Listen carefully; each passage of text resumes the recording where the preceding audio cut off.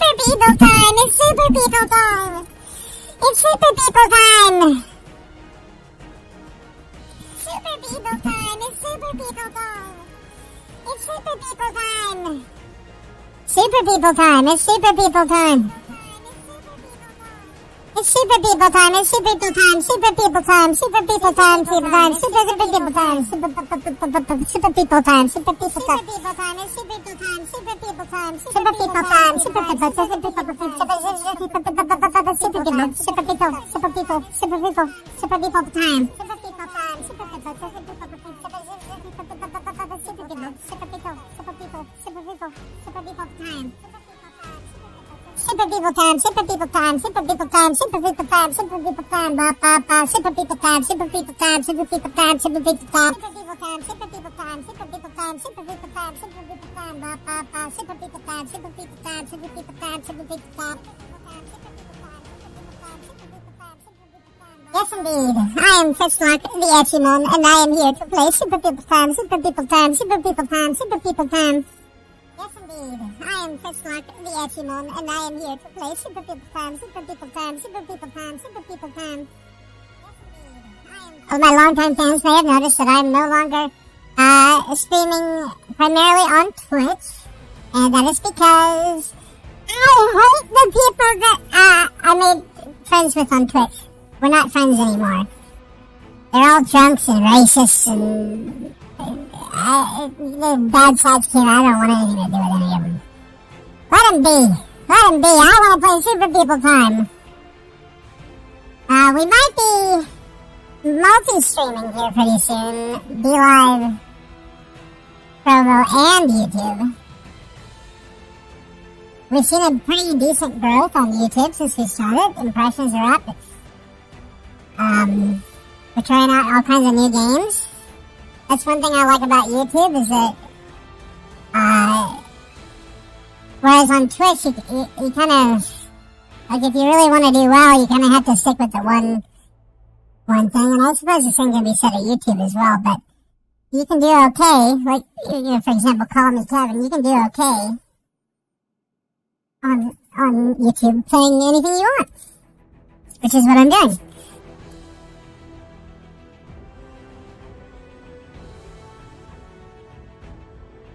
So yeah, it's a sad story.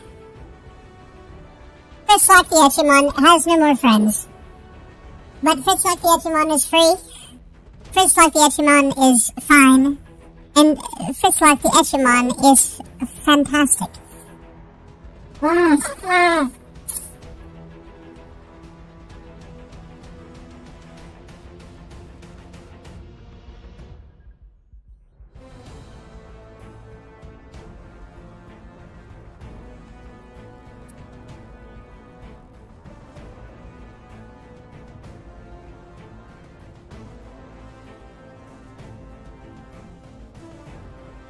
Where's Falfer?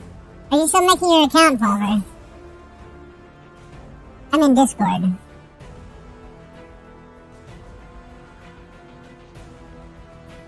Also, how long do we have until the big name change?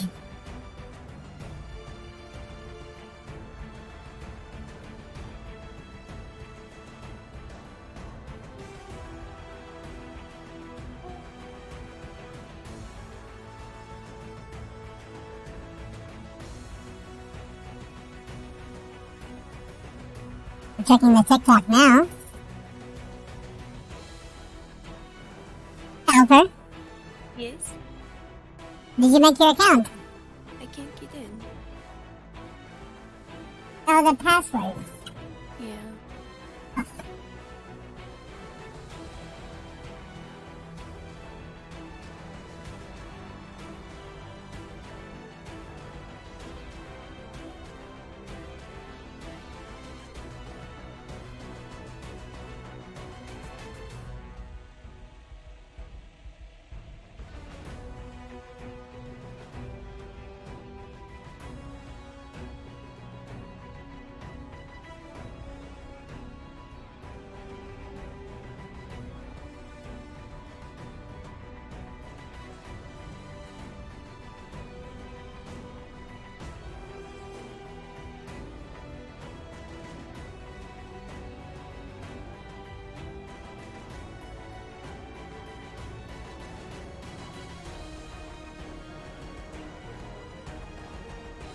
invite and touch.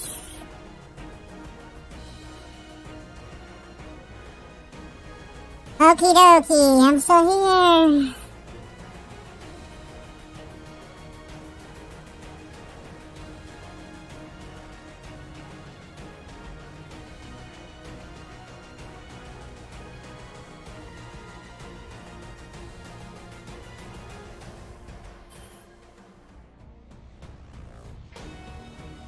Wow, wow, wow.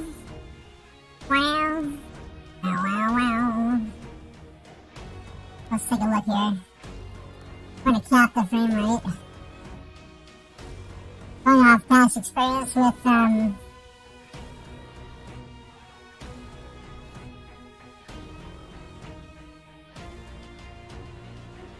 Ultra settings are only available for solid state drives. Wow!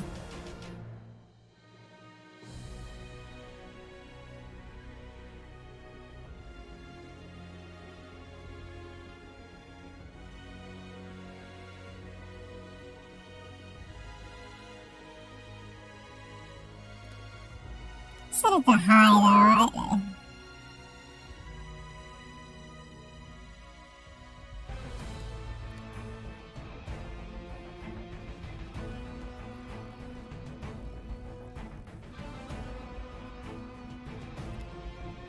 Under DLSS.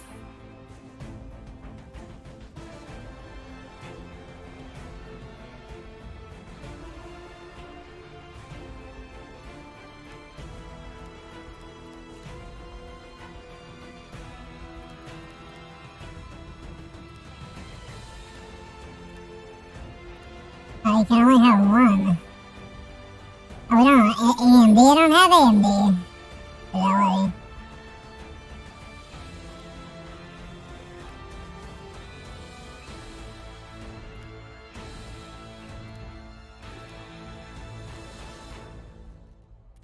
So it looks like everything's ranked, Albert, which is nice. Yes. I love ranked battle royale, especially like Cyber Hunter. It looks like they've taken a lot of the stuff that I really liked about Cyber Hunter. Because honestly, that in many ways that's my favorite battle royale. Yeah. It's not the most complicated, it's not the most flashy, but it had everything just right. And it kept you coming back, it was free to play. You could get tons and tons of collectibles and items and gifts and stuff just from playing the game. Yeah. It rewarded you intensely being loyal to the game. So that's something I need to see a lot more of. I think it would be good for Call of Duty. Yeah. In Warzone especially. If every time every day you logged in, you get bonuses. Yeah. XP or something. For being there. Yeah, and have it stacked, like the daily login stack, so like the more days you log in, the more stuff you get. Yeah. Like days in a row.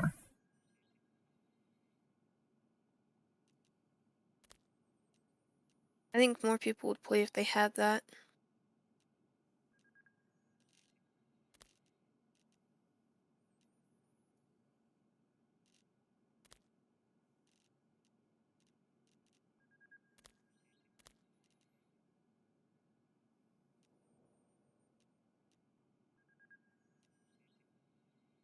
You can change the firing modes. That's good. It's really easy. You just go into the gameplay section, settings. It's right there.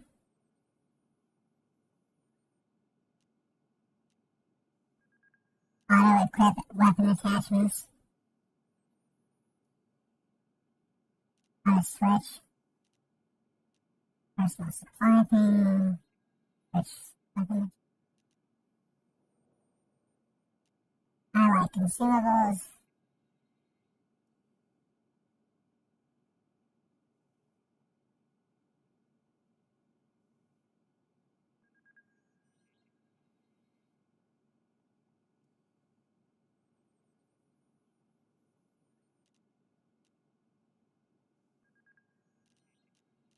Purples for kids.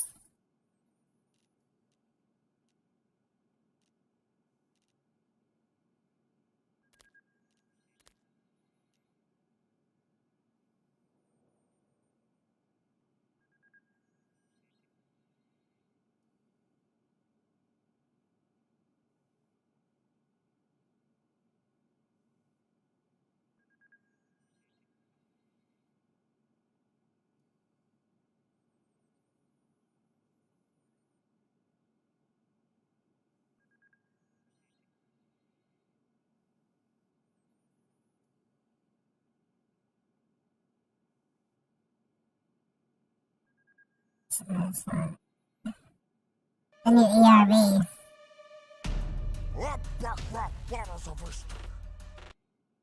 John Wick!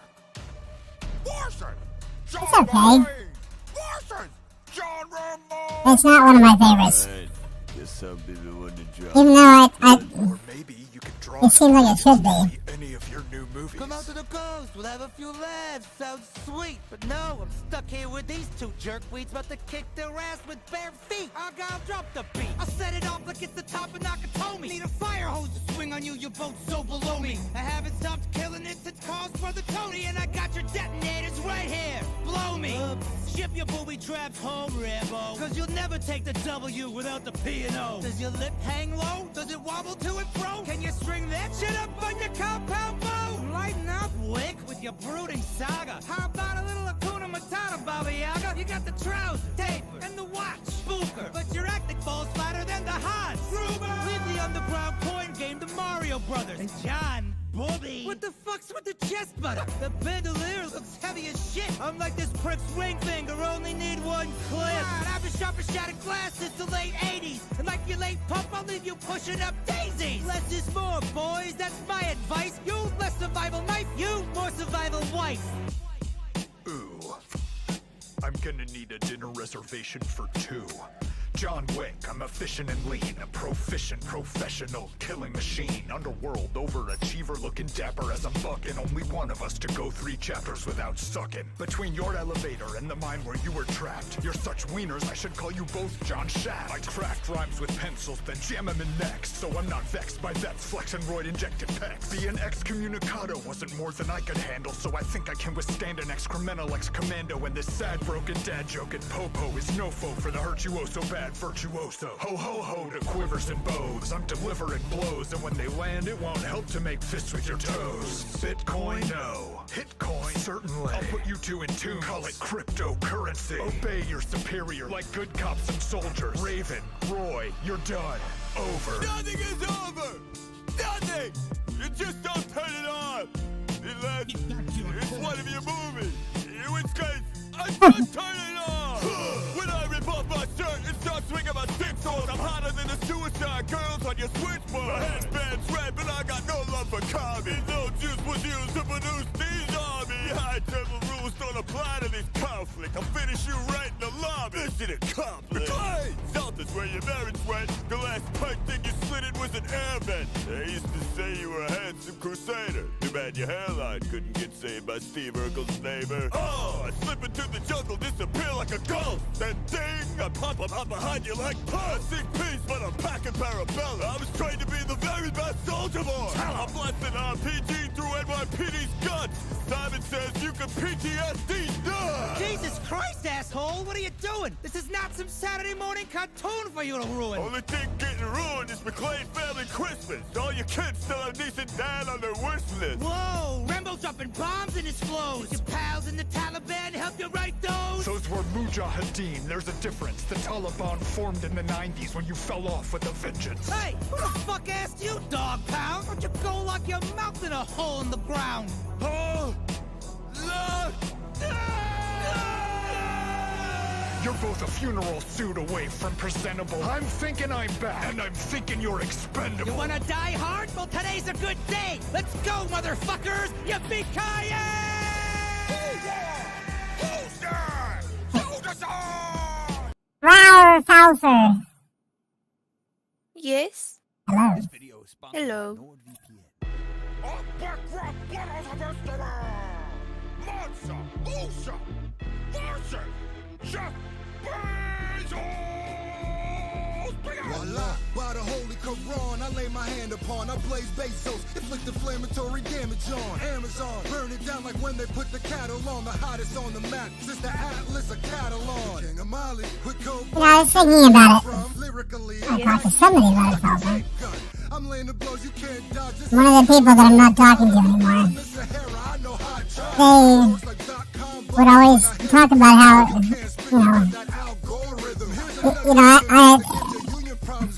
I just don't know how anybody could throw 2 or 3, 4 years of friendship, out the window like that. It's like, I'm not like that. But then, the same person literally knew almost nothing about me. Because he never listened to anything that I said.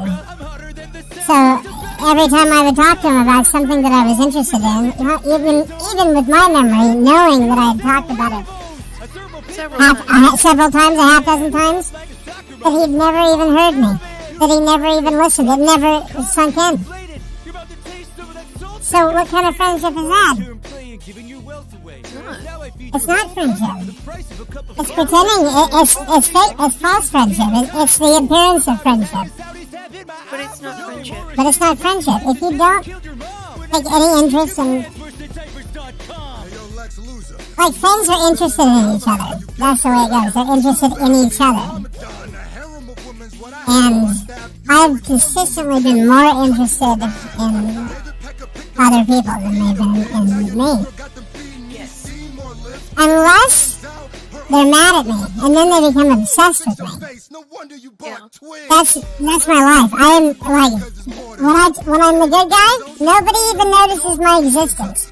When I'm the bad guy, everybody notices my existence. Such is the life of a joker, I suppose. The world only listens when you're the bad guy. I'm relentless, African-verse immune. If I wanted to waste my life in desert space, I'd watch... They didn't want to listen. They didn't want to listen when I was trying to be nice, trying to do things the right way, trying to be decent, paying attention to their lives, their interests. There's so many times that, they'd tell me something and I'm like, yeah, I remember you telling me. And I did. Yeah, and I remember.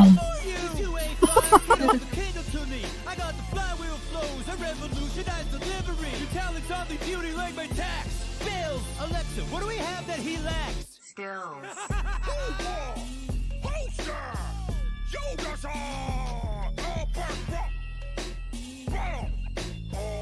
That's the downside of trying to make friends online. They're not down the street from you. They're not going to be invested, really, in the friendship. This video and this leak are sponsored by NordVPN. It's NordVPN. What's a VPN? Who are you? I'm Charles Babbage. I invented the computer, and VPN stands for Virtual Private Network. Oof. Did you get your account done? No, Why not? because it's asking for it again.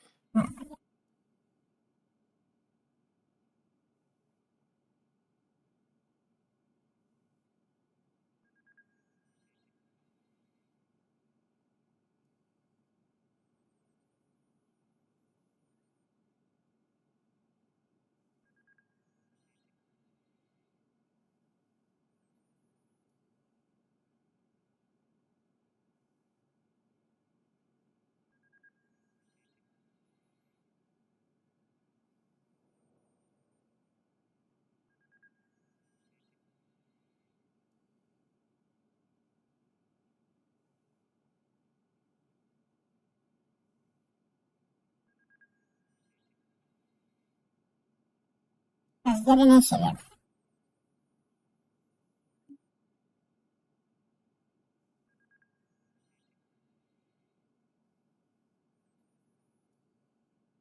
The snake tier list. I think I missed this one. There's a snake tier list offer.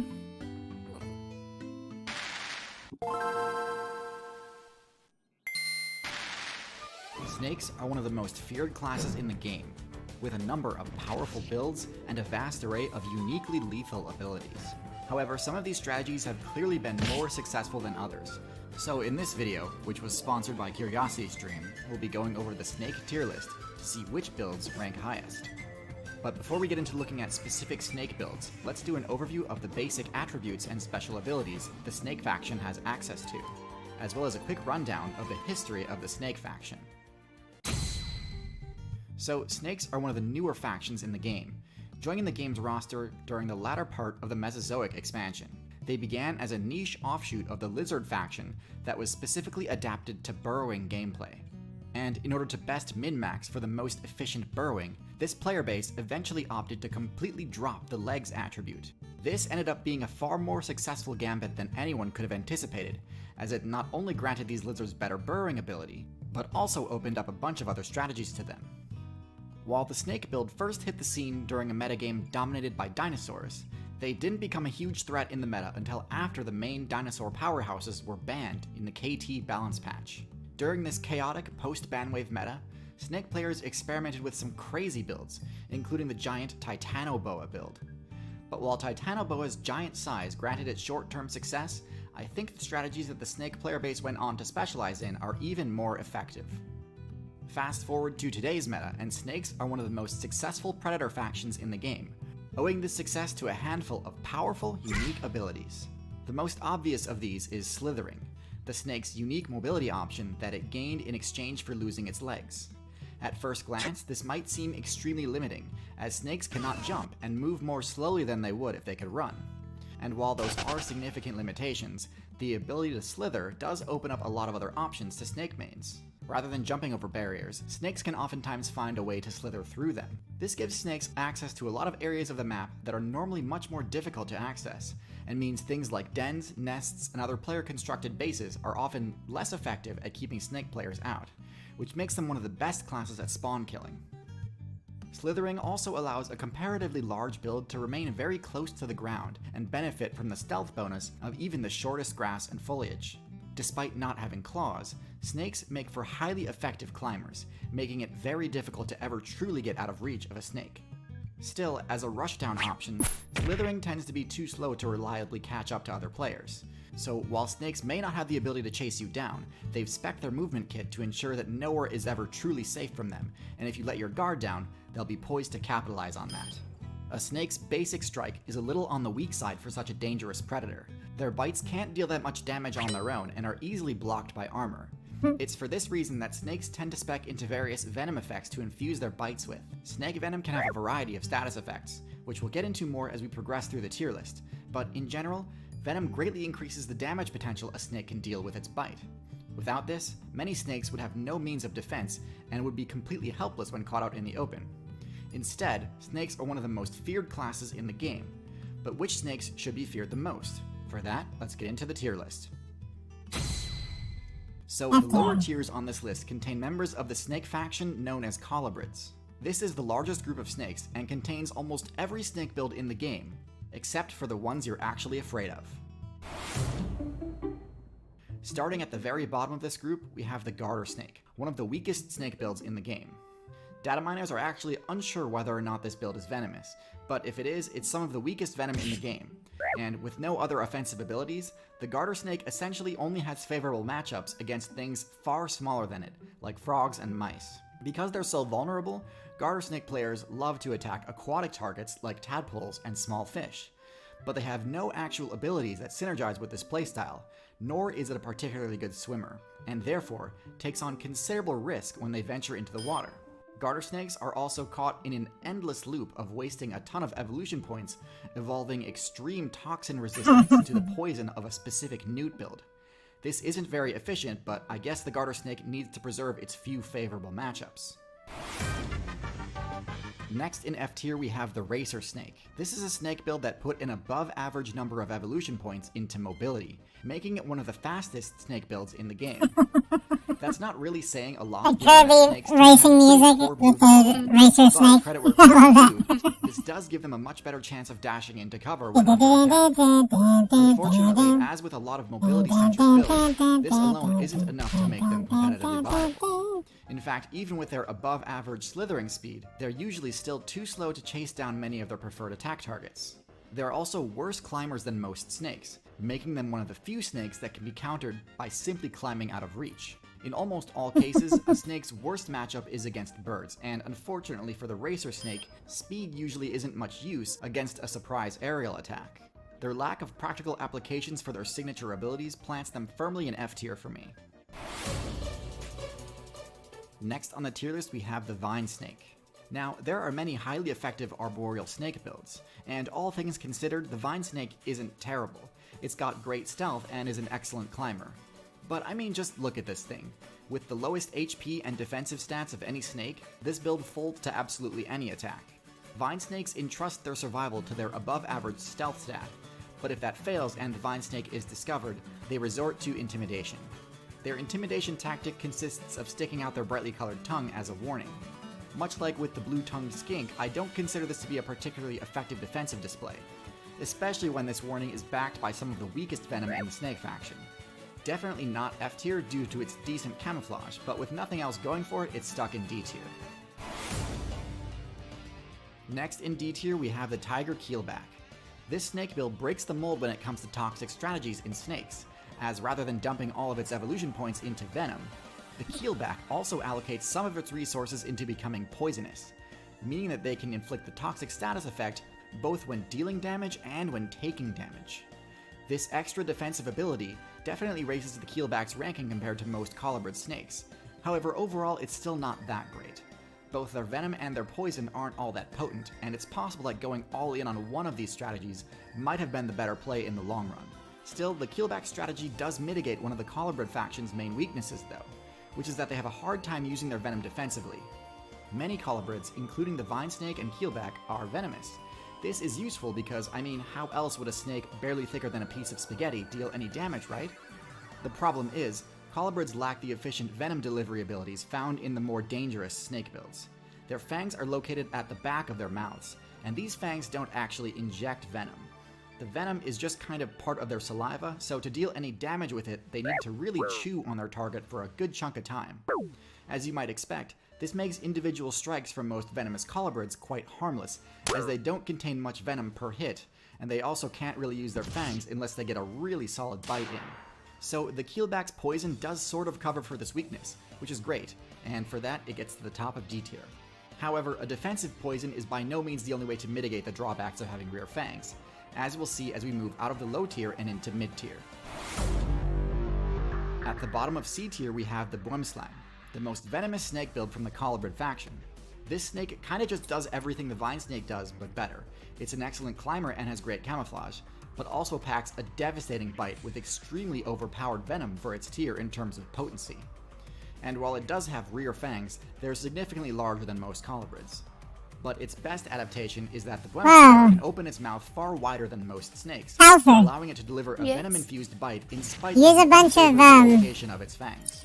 This allows the Boomslang to go toe-to-toe with high-tier builds like the Chameleon, as well as let it use its potent venom as a defensive threat rather than solely just a hunting tool.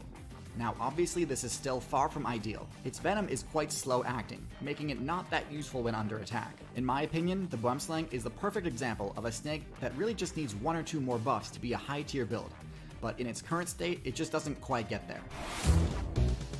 At the top of C tier we have our last member of the colobrid faction, the King Snake. The King Snake is a large snake build with no venom based abilities. Instead, this is the first Constrictor build on our list. Constriction is a type of grappling attack that, when properly executed, results in a guaranteed KO, even on extremely large targets. Its main drawback is that this attack strategy is highly vulnerable to disruption. The Constrictor player has to be able to survive all counterattacks from the target while attempting to restrain it. With that said, you'd think it'd be very difficult to use this technique against a venomous snake, right? Snakes are so flexible that it's very difficult to I'm grapple testing them, an emo giving wall. them an easy opportunity to bite back. That's where the king snake's second ability, venom resistance, comes in. The ability to ignore all damage from a snake's venom makes the king snake's matchup against other snakes horribly one-sided. Just for good measure, king snakes have high enough accuracy on their attacks Does it only that work they tend with to go for the head, Twitch? which negates the snake's Stop. counterattack potential It even might be further. a Twitch one. This is about where the king snake's supremacy ends though, as the rest of its Yeah. matchups are pretty standard for a snake, and with no venom of its own, it doesn't pose much of a threat to players it can't reliably immobilize in its coils. Luckily, there's a pretty simple change a constrictor build can make in order to increase the effectiveness of its constriction: size. Boas and pythons are the poster children for this type of strategy, being the only snake builds that can be properly classified as tanks. While technically these are two different factions, they are functionally extremely similar and both contain specific examples of highly effective tanky snakes. Although boas and pythons have no venom, their large teeth and incredibly high physical stats make them more than a match for just about any player that challenges them directly. With their thick scales and huge size, it's There very are a lot of difficult to new beat one of these in a one-on-one. widgets, and I don't know how they Their work. ability to tank a lot of hits during a fight means that even extremely powerful Did you make builds your like account the yet? Tiger are in for quite an uphill doing battle that if they thing. choose to stand and fight. That's You need what to- I Well-statted was builds doing. with high defense and DPS, What do you like the mean? crocodilian factions, Remember are when we easily tried to play overcome Cyber with brute Hunter? strength. Yeah. Once a boa or python And it uses just their kept piercing fangs closing and and powerful asking for a coils pin and to trap them closing in and an asking infinite for a grab pin. combo. Drawbacks to the constriction strategy are vulnerability to third-party attacks and the immense cost of failed kills. Yoink. While many constrictors have the size required to challenge other large builds, going after too powerful a target can expend Maybe a try disproportionate restarting. amount of HP compared to other snakes. As large builds are often more The whole conspicuous, computer? the most Yeah. successful constrictor Okay. players will make good use of the camouflage ability. I'll be here. Out of the boa faction, the most powerful build is without a doubt the anaconda. These are among the heaviest of any snake and by far the tankiest, with an HP stat that renders most physical attacks almost negligible. While anacondas are significantly less viable on land due to their greatly reduced speed on terrestrial maps, their mobility, stealth, and camouflage bonuses in the aquatic meta make them nearly unbeatable in that biome. Anacondas are capable of serious speed when their buoyancy abilities can counteract the limitations of their enormous size, making nearly any unsuspecting player who enters the water an easy target. Their eyes and noses are oriented towards the top of their faces, allowing them to expend minimal energy while camouflaged in aquatic vegetation, waiting for the perfect opportunity to carry out an ambush attack. Despite their formidable base stats and proficiency in highly specialized forms of gameplay, the fact that anacondas are only truly viable in aquatic environments limits their utility and places them squarely in B tier. The most competitive build in the Python faction is the Burmese Python. While many snake builds are competitively viable only on certain maps that suit their specialized abilities, Burmese Pythons fit into more of a jack-of-all-trades playstyle and have sufficient mobility in aquatic, terrestrial, and arboreal biomes, in spite of their large size.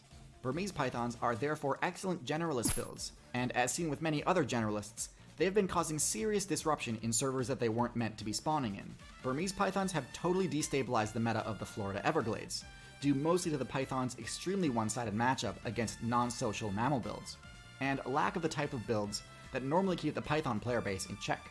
Now, thankfully, the current top tier of the Everglades is quite capable of defeating or repelling a Python in single combat, but because the alligator's dominance is restricted to the aquatic zones, Pythons essentially have complete control of the arboreal zone, which has led to a drastic reduction in players running mammal builds like the rabbit, raccoon, fox, and bobcat. While Burmese Pythons come in at the top of B tier due to their versatility, their low speed stat and lack of venom makes higher tier snakes much more viable choices for most gameplay styles. While some snake builds in lower tiers can use the venom skill, placement in A tier or higher rides almost exclusively on choosing to dump a majority of evolution points into maximizing venom efficiency and delivery methods. Members of the Viper class dominate the A tier. Among the most feared builds in the game, Vipers have a variety of special offensive and sensory skills that help compensate for their generally low defense stats. Their long, hollow fangs are placed at the front of their mouths and can pierce most armor to deliver lethal doses of venom. But one drawback to the flesh-destroying hemotoxins used by most builds in this group is that they can take a while to immobilize players. Most Viper builds also spec into the infrared heat sensing ability, making them extremely powerful nocturnal ambush attackers and compensating for their lack of speed. Some members of the Viper faction tack on tail adaptations too, for access to the intimidation and luring abilities, but these perks are minor compared to the raw offensive potential. Coming in at the bottom of A tier are Gaboon Vipers, combining the highest defense stat of any Venomous build, with near unbeatable stealth and an incredibly high strike speed. Despite their bulky appearance, Gaboon Vipers are almost invisible to spot during gameplay, and are notorious for destroying unsuspecting players due to the sheer volume of venom delivered during an attack, despite their relatively underpowered toxicity compared to other Vipers. With the longest fangs of any Viper, they can deal significant physical piercing damage in addition to any toxic effects caused by the venom. They conserve energy by remaining motionless when not in combat, and are rather difficult to provoke into unnecessary confrontation. While Gaboon Vipers are an excellent choice for ambush-based play in jungle maps, their lack of versatility and low aggression means they can be easily outmaneuvered by other builds. Cottonmouths rank slightly higher in A tier due to their rare ability to use the skill set of the Viper class effectively in the aquatic realm. As the only Viper build in the game with aquatic adaptations, their potent venom and fishhook-shaped fangs make them incredibly effective at farming out fish and frog players for easy XP. This build specs into the Caudal luring ability at lower levels, allowing them to quickly become competitive, and shed this ability at higher levels in favor of better camouflage.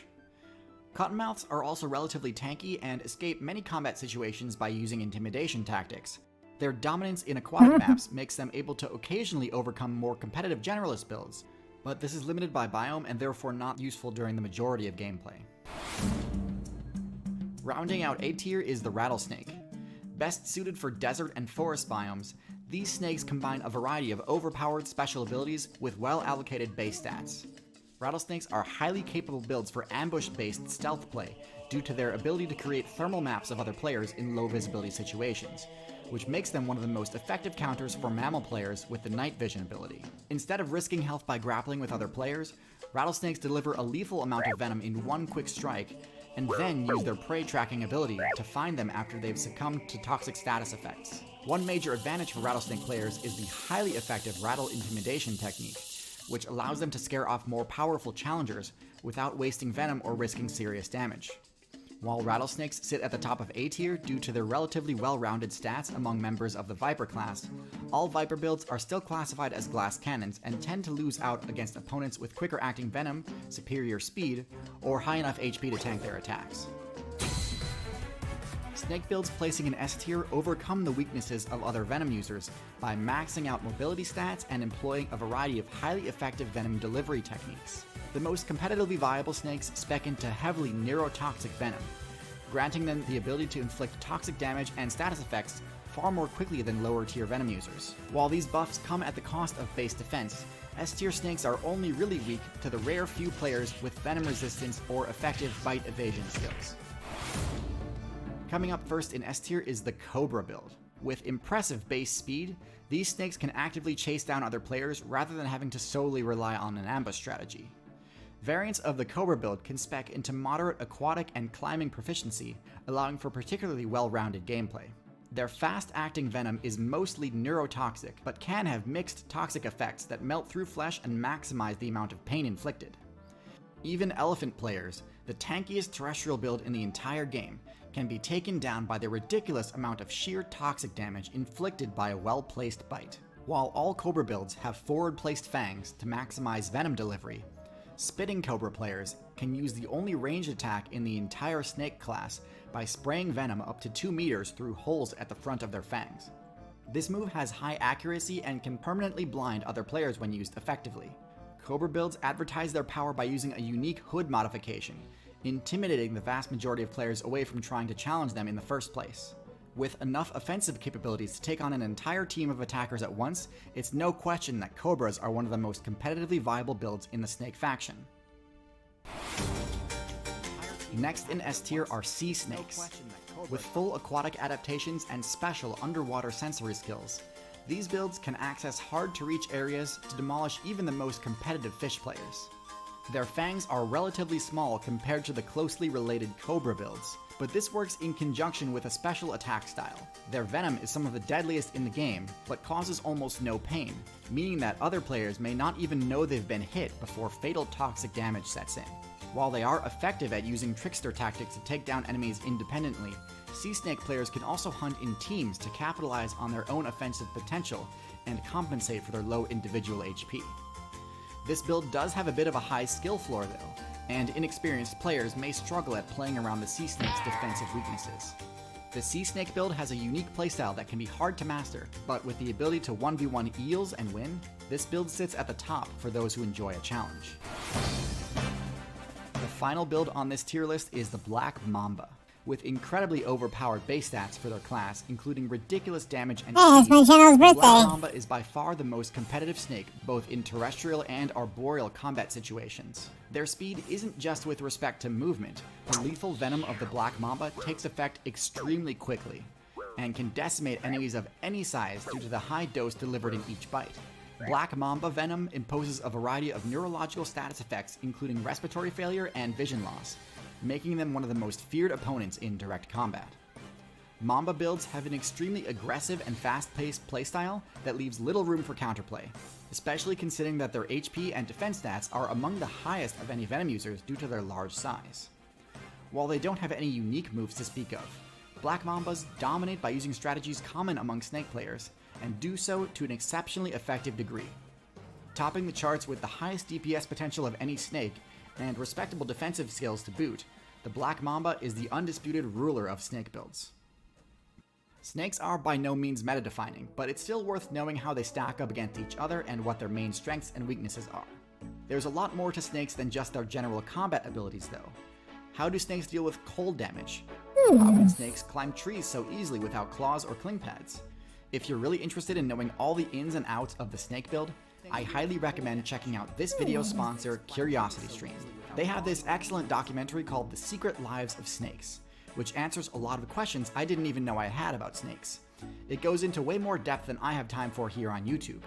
And hey, speaking of videos that don't fit neatly into my YouTube channel, did you know that I have a Nebula series called Let's Play Outside? It's my take on Let's Play style content. I just released a new episode featuring the cheetah as my main, but I also have some old episodes featuring a few dinosaurs, as well as one where I main the mantid fly.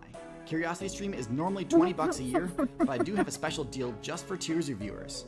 26% off the annual membership, and it comes bundled for free with Nebula, meaning you can get access to dozens of Good stuff.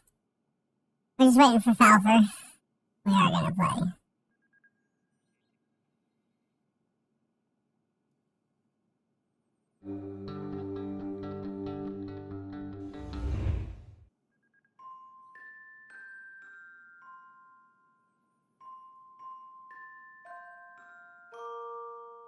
Hang on, there's something wrong with this scene. These shouldn't be here, nor these. Sprinkle in some of these, and there we are. Much better. I think. The Nativity is one of the best known stories of all time, but there are some weird parts to the original tale that often get overlooked. And there are a bunch of non-Christian elements, like gifts, trees, and mistletoe, Is it not that working? were originally pagan customs. So, Verify the integrity of the files. and where do we get all the unusual traditions? Gather round, grab a warm festive drink, and place a Yule log on That's the fire. in properties, It's time right? to explore Yeah. the stranger side of Christmas. But you could, yeah, click The on Christmas the story can be found in the New Testament, the Gospels to be exact. They are 4 semi-biographical accounts of the life of Jesus. The story of his miraculous birth, or nativity, is only mentioned in 2 of them, Matthew and Luke. They roughly share the same sequence of events, but, as we shall see, there are some significant differences between them. Our festive tale begins roughly 2,000 years ago. In the Roman-occupied province of Judea, the puppet king Herod rules the throne. In the small town of Nazareth, a girl named Mary has just been told that she's pregnant. This is a surprise to her, especially as she's still a virgin. Perhaps more surprising is that she's being told this by an angel, the angel Gabriel to be exact. When it comes to biblical history, the angel Gabriel is pretty new to the scene. Prior to this, he's only appeared once in the Bible, in the Old Testament book of Daniel. Here, he acts as an interpreter to the strange vision the prophet is experiencing.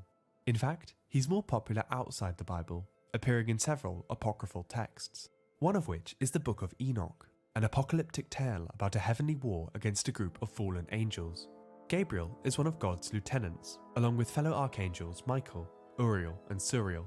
It seems that by the New Testament, Gabriel's fighting days are well and truly behind him. Nowadays, his job is to deliver news of unexpected pregnancies to startled teenagers. In Matthew's Gospel, we get to hear Joseph's side of events.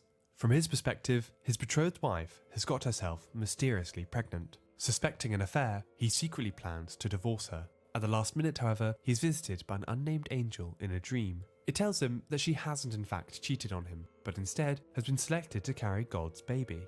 The baby is to be called Jesus, an Aramaic name that literally means God saves.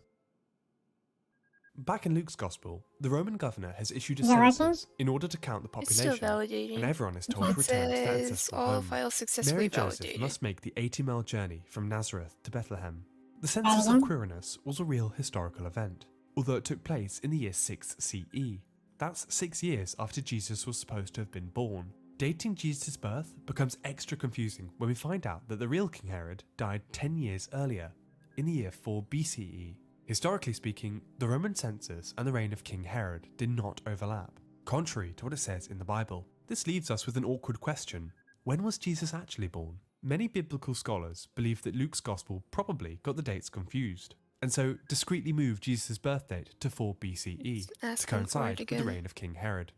After an arduous trek, Mary and Joseph finally arrive in Bethlehem, but they need a place to stay. You'll be familiar with this next bit. They are told to lodge in a stable because there was, quote, no room in the inn. This, however, is a mistranslation. Looking at the text's original language, Koine Greek, and the word inn is often translated for kataluma. In reality, this word actually means guest room, as in a spare room in someone's house. This has led to the idea that the holy couple were probably staying at the home of a relative, although lacking any sense of privacy. This is supported a bit later in the text, where their dwelling is described as an oikan, the Greek word for house. The whole idea that Jesus was born in a stable is a myth. It doesn't appear in the Bible. In fact, some of the earliest Christian thinkers believed that Jesus was born in a cave. Whichever it was, there may have still been animals present. In ancient Palestinian dwellings, it was customary to keep animals on the bottom floor of one's home, which may explain the whole being born in a feeding trough thing. After the baby Jesus is born, a star suddenly manifests above Bethlehem. Although it's likely just a creative addition by the author, many have attempted to find a scientific explanation behind this unusual cosmic phenomenon. A popular theory is that the Star of Bethlehem could have been a comet. Modern astronomers have calculated that Halley's Comet could have been visible around this time, give or take a few years, and although comets travel at speeds of around 2,000 miles an hour, from the Earth's surface they appear to be standing still, eerily hovering about in the night sky, just like how the Star of Bethlehem was said to have, quote, stood over the site of Jesus' birth. Noticing this star, or whatever it was, are 3 wise men from the east. Despite the popular song, these 3 are never referred to as kings.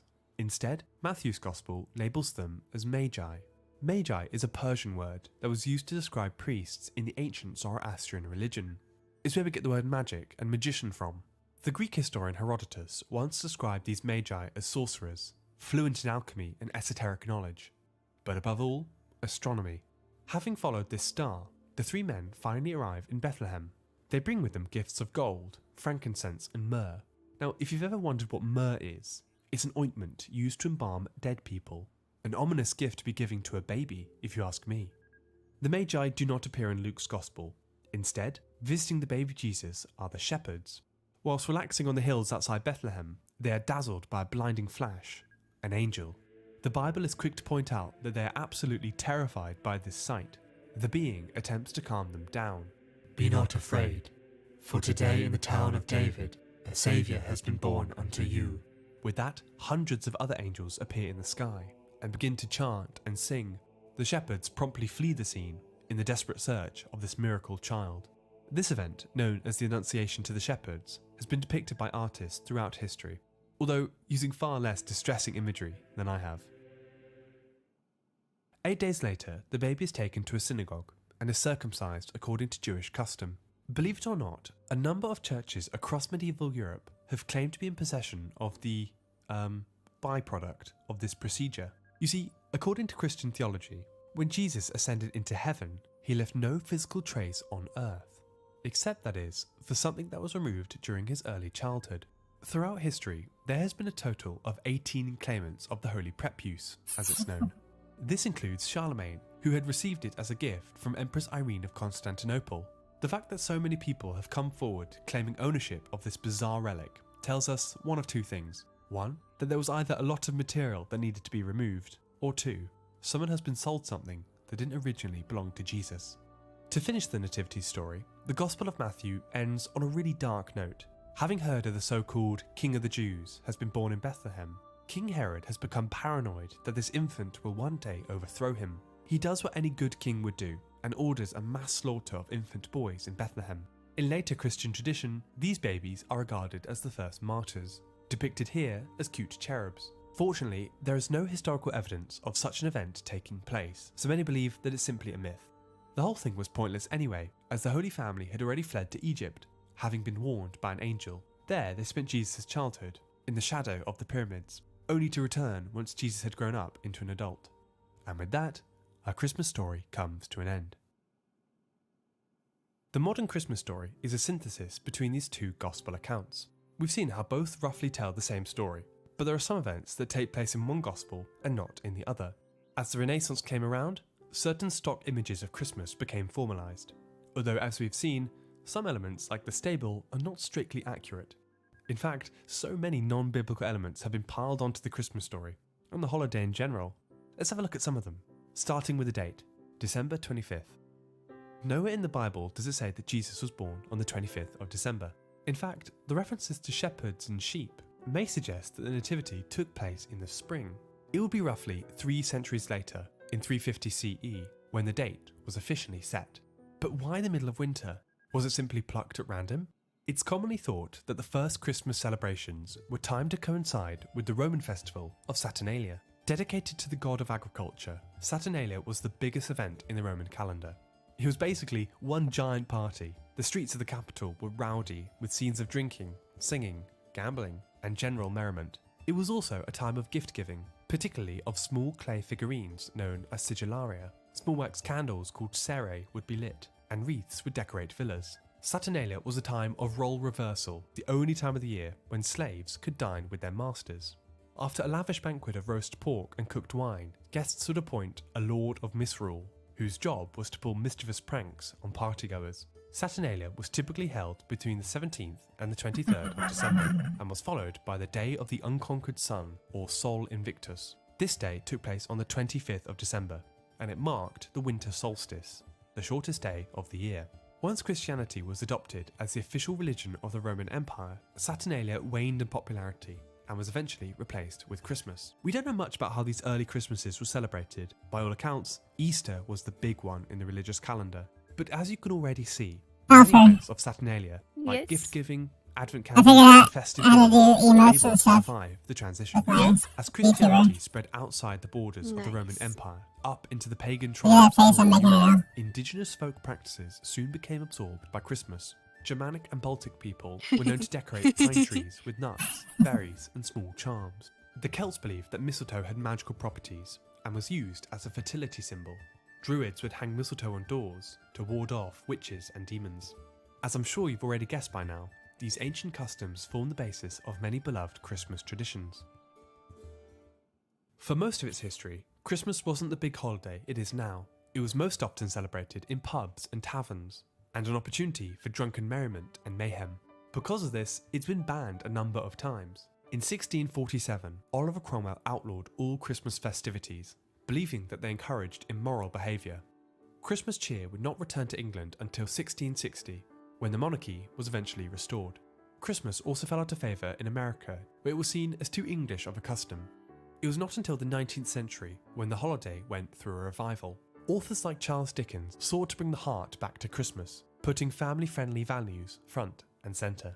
Their books captured the imagination of their readers and helped put Christmas back on the calendar, where it became the warm-hearted winter holiday that it is today.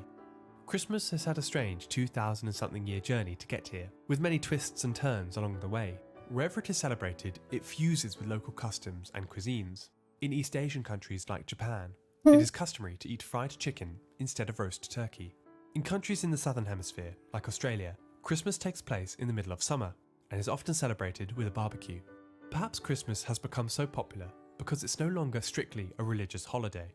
Whilst many do observe its religious significance, Many others, like me, just enjoy the chance to get together with family and friends. However you celebrate this period, or don't celebrate it at all, I wish you peace and happiness in whatever you get up to. It was a good video. Hey, thanks for watching. I really hope you It enjoyed. was a good video. Yay. It's informative. It's interesting. Well narrated. And ended on a high note. It's always good. Very good.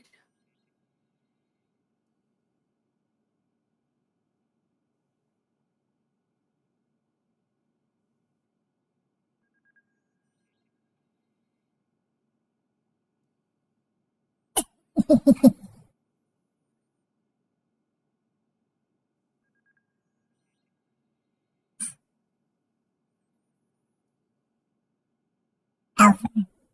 Yes. Malone. Are you finishing the tutorial? Good.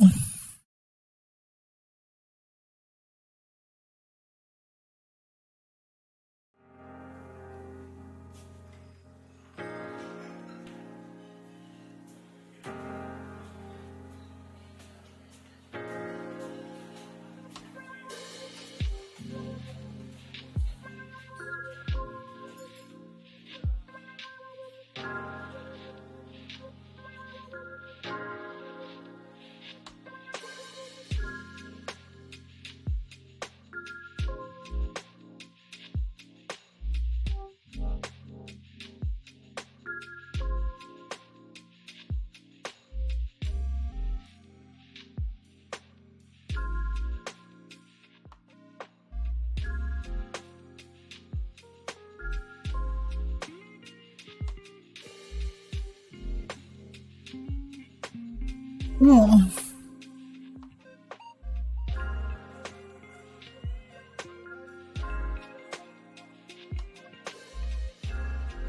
I sent you an invite.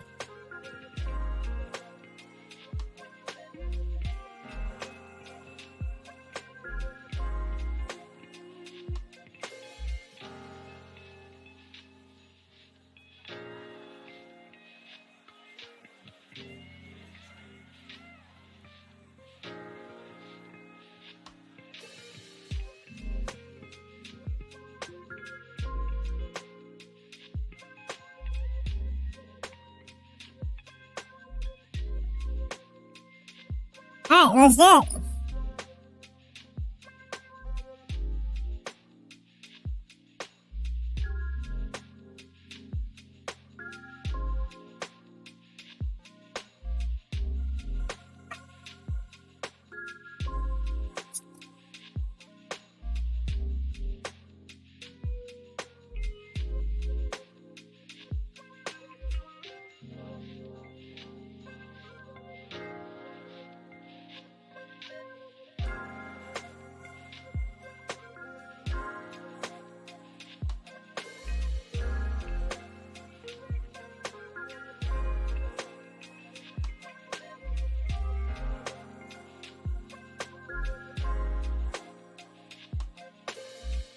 Turn that down.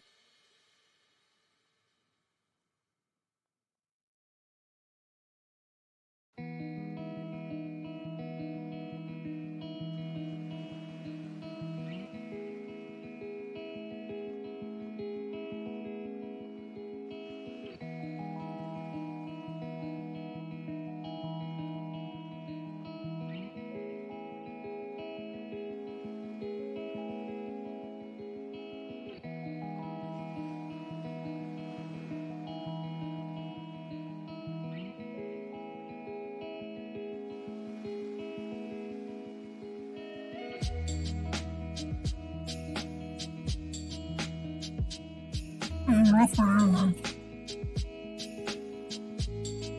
Oh.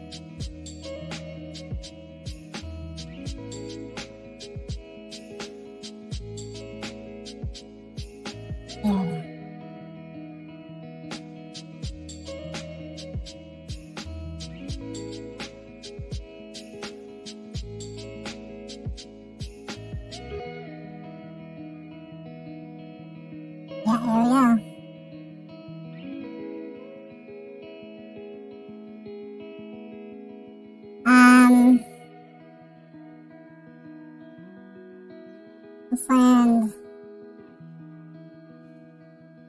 Okay.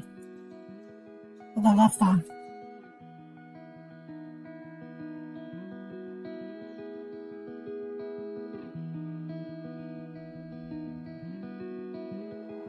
Three, two, one, jump!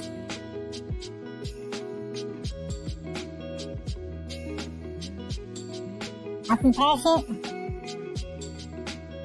Yeah, whatever we can get. I don't know if we're gonna be able to reach it all the way over there.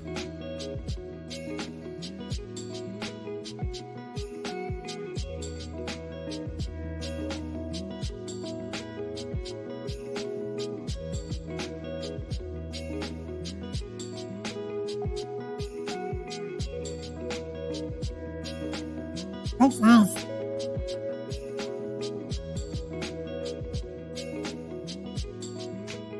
Looks like we're gonna make it. Are you not gonna make it?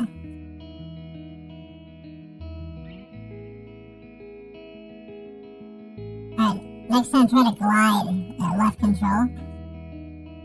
Gliding seems to help you go further. It's a little bit slower, but... Ooh.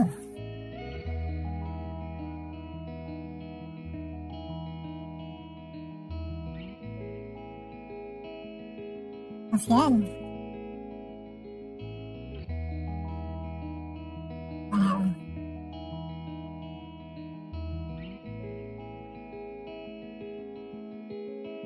The settings are really weird. Good.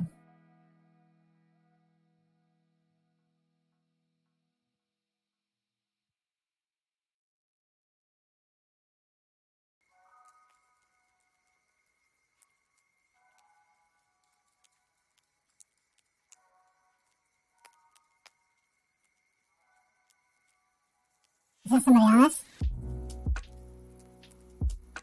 Okay, I'm just trying to adjust my sensitivity.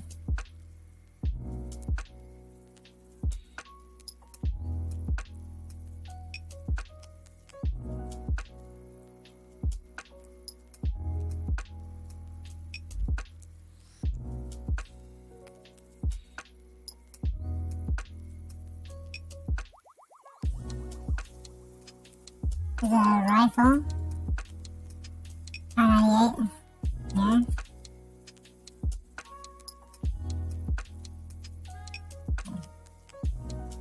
Just give me my range gun.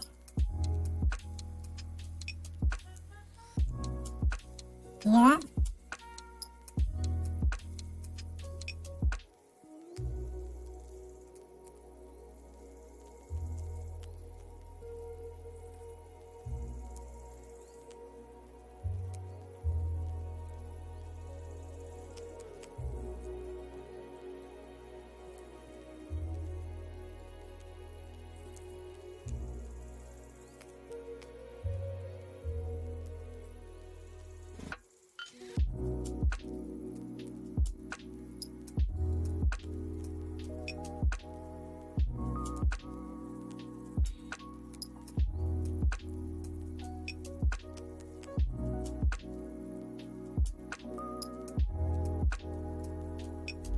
Highly required material.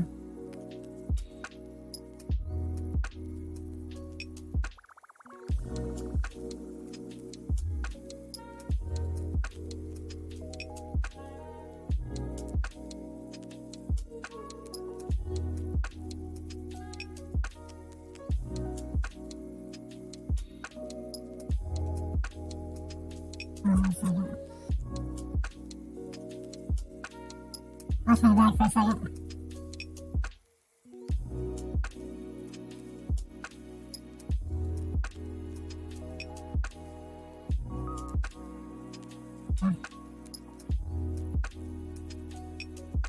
And I set the controls in auto.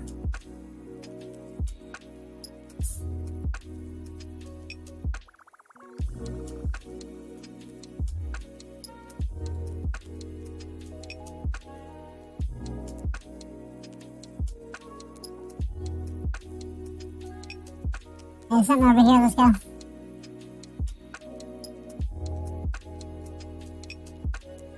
Hit the circle, would you?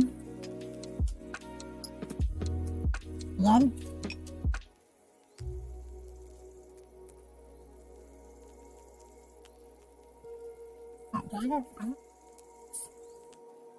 Alright, energy bar. Okay. Crafting advanced M16A4. Let's go. The backpack too? Did you craft that?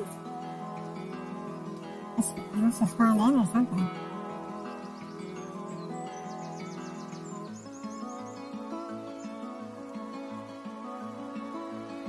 Drop site. We got a drop. Gotta get used to these controls.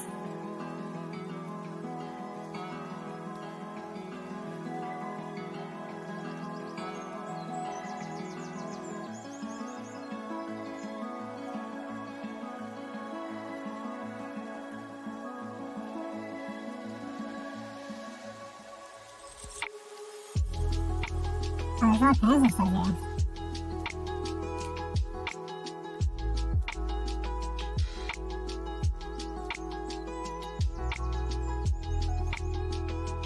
Abandoned supply.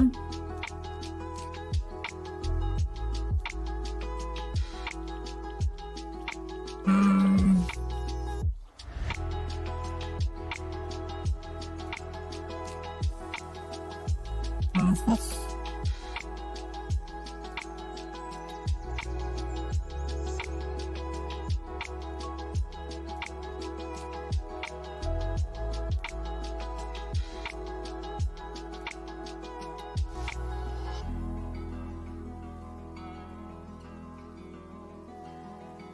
What the hell?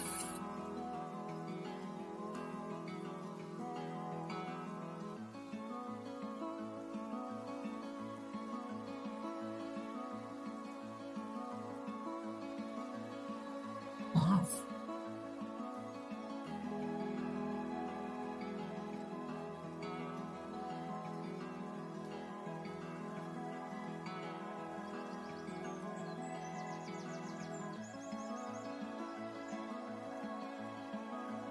Well, check there's some more stuff over here. Yeah. Crafting.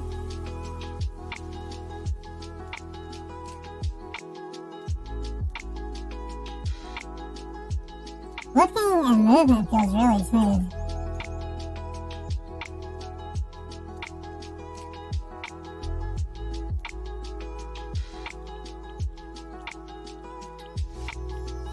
Crafting lens. What?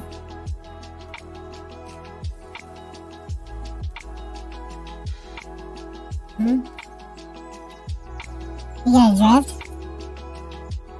Where?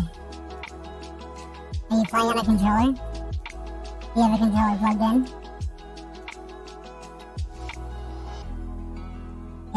It could be interfering. Okay.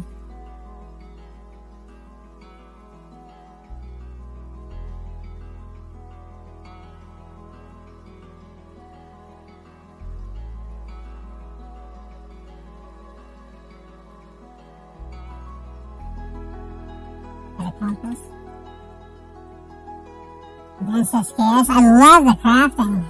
It's so quick and easy.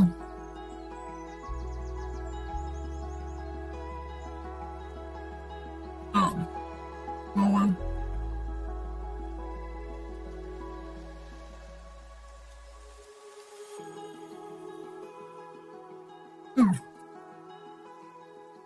Rare SKS. Damn. So?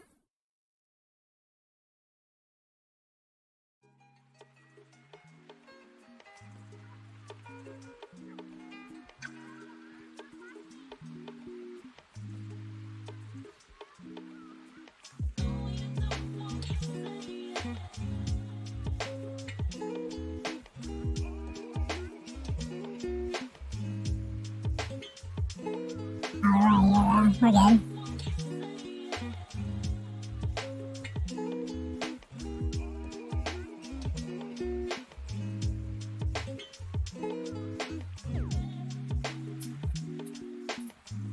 Let's go, baby.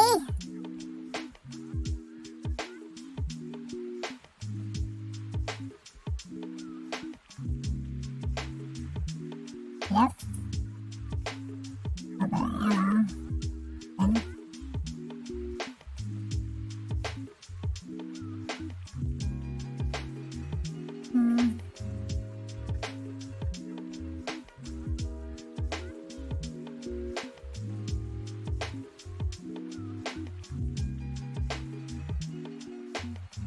And I like that you can alternate between, like, it's like a hip fire, like a precision hip fire, and then you can toggle the aim. Like, that's... At first I was like, nah, I don't know about that. I like the Call of Duty style, like Call of the aim, but... It gives it so much faster. I don't know, I like it. It's good. It'll take some getting used to, I think.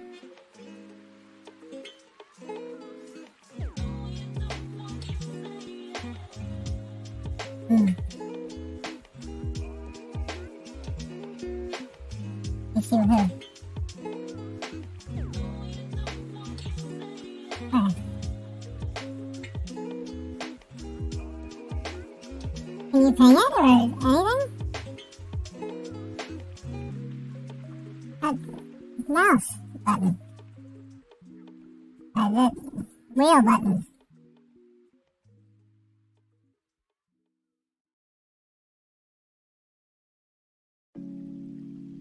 I don't know.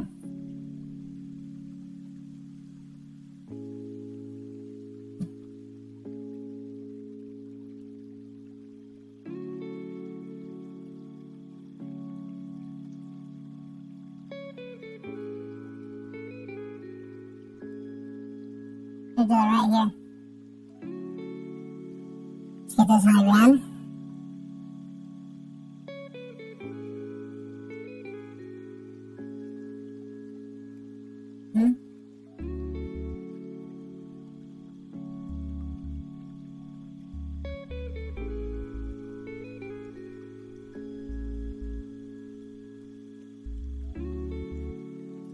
He said they went into this. Oh, there he is.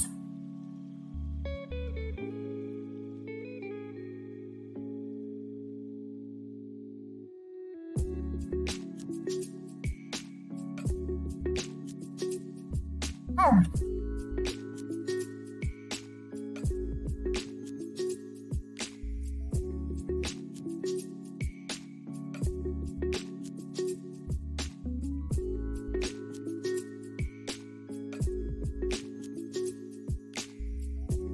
Is someone to our right or what? I see you. Yeah, I see you. And we're far away here.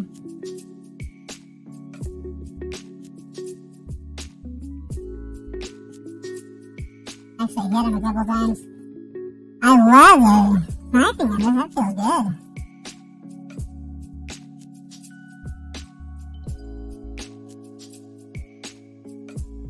Oh, up there, right here.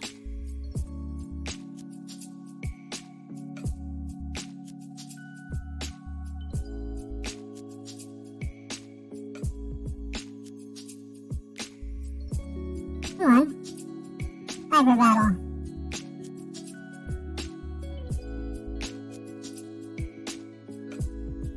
Got him. He was right there, right there. Yeah.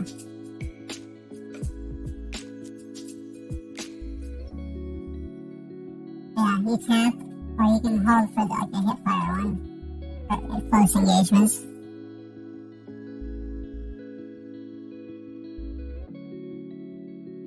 Yeah.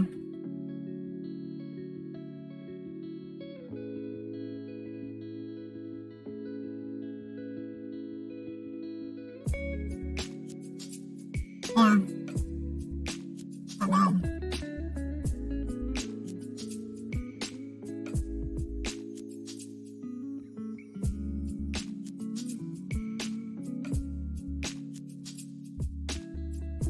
fishing over here. Watch where I left. Just feel like somebody's gonna pop out over there.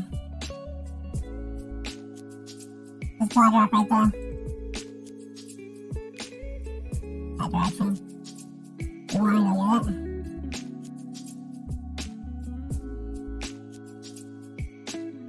Oh, okay. Two people.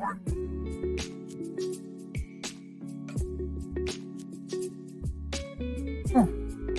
There he comes. Oh no, he's going up high. I'm behind that rock. Look at him. There.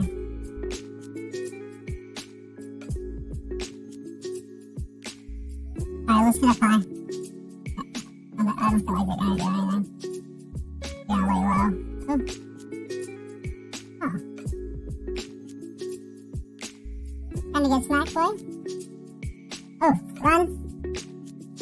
Take cover. Falter, come on. Have him leave. Push your fast 11.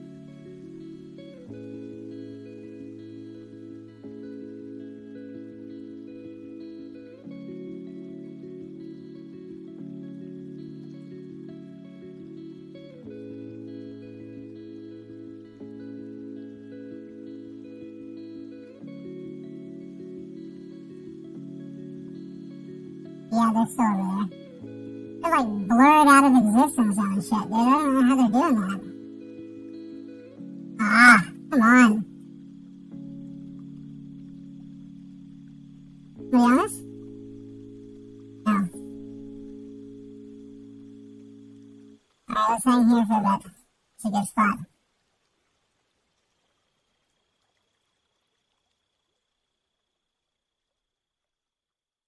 Watch this bridge over here. These guys are still running up that.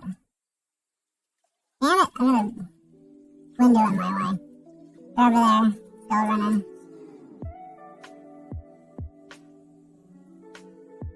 Just try to make sure they don't push in on us. I'll look after him.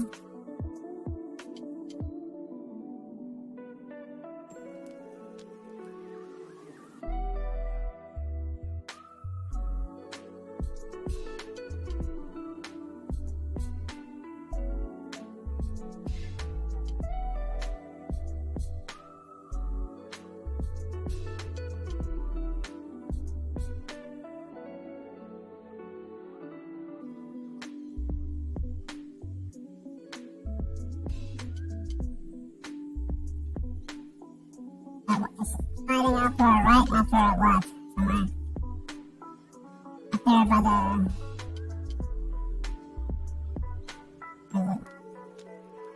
I got rid of that direction, yeah.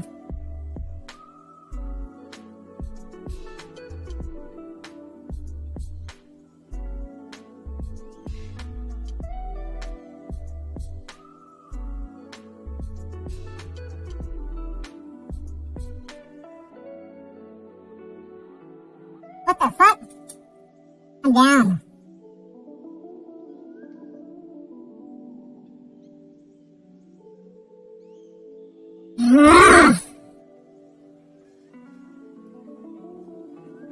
The sensitivity is awful right now, dude. It just feels so shitty. It feels shitty right now. I can't get it right.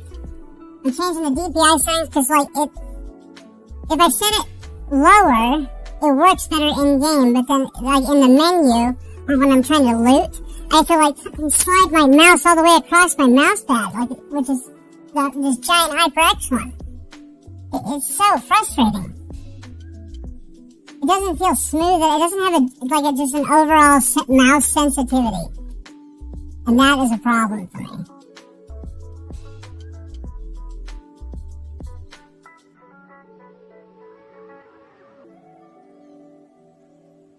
Too.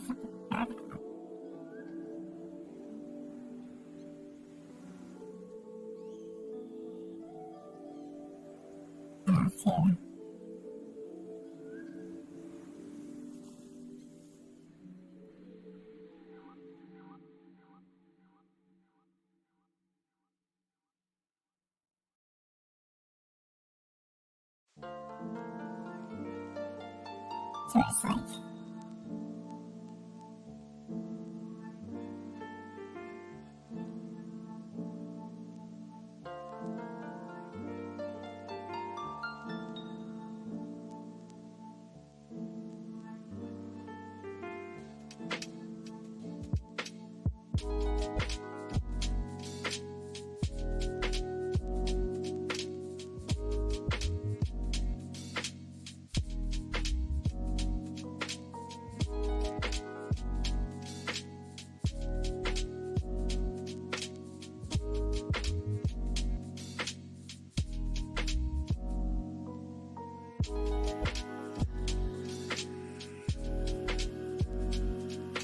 Let's see if I can adjust my mouse settings.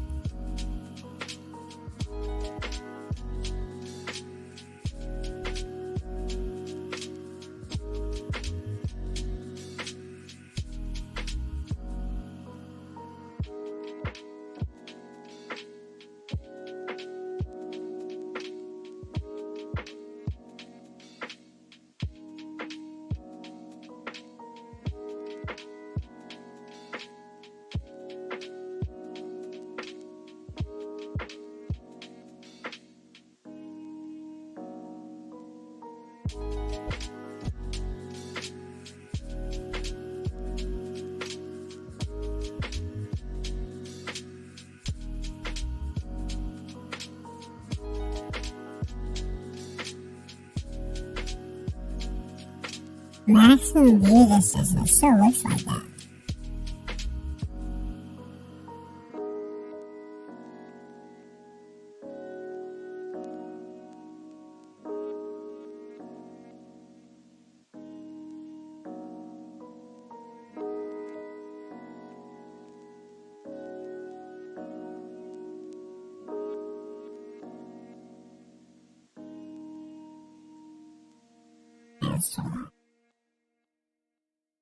Let's go, Valver. Try it again.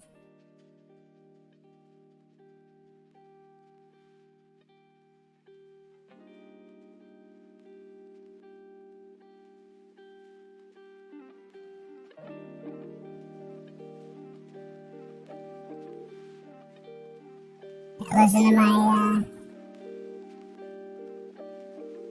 pump music.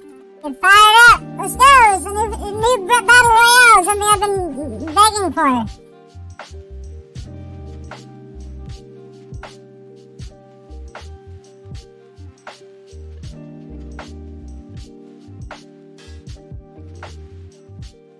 Well.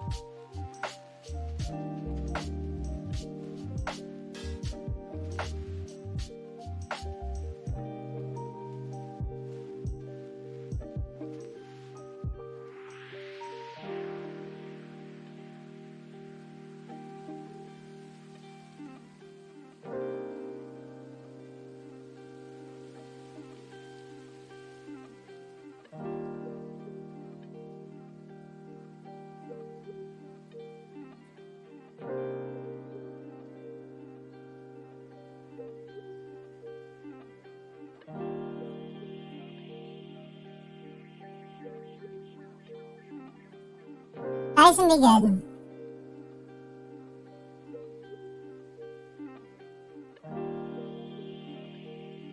Aww. Are we going, Valver?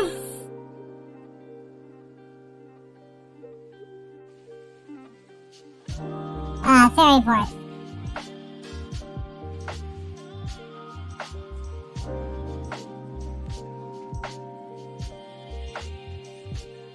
Let's jump! Open parachute! You shouldn't have to glide right now because it's not that far away.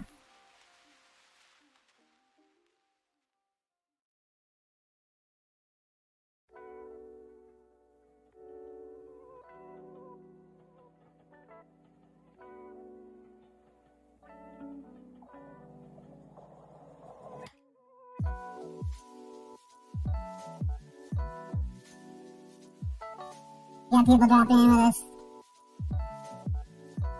Am I here in this house? How close are you? People out.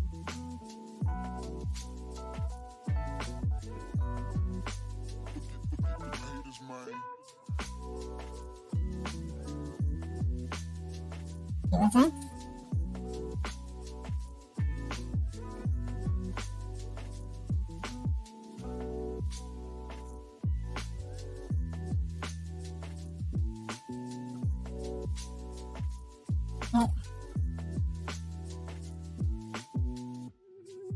Hold the kick to the door.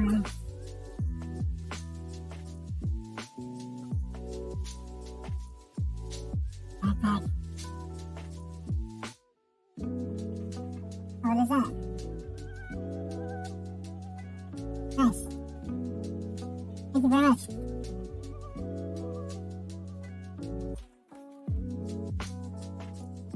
Can't get in there?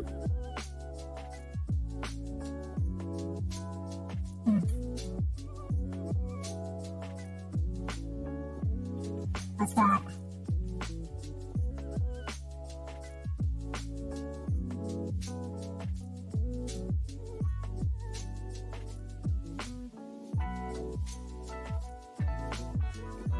It's happening. Jumpy.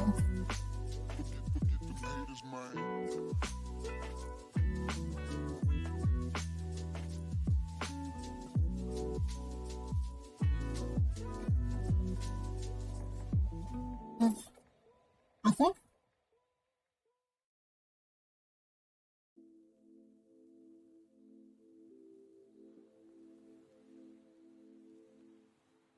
Somebody on. That's fine. I heard. Here somewhere.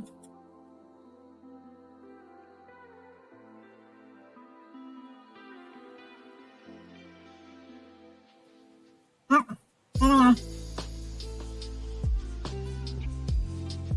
Ah, he's right there.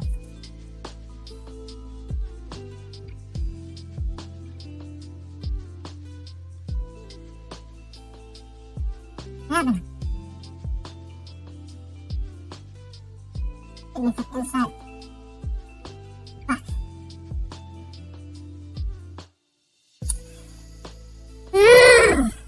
More bullshit!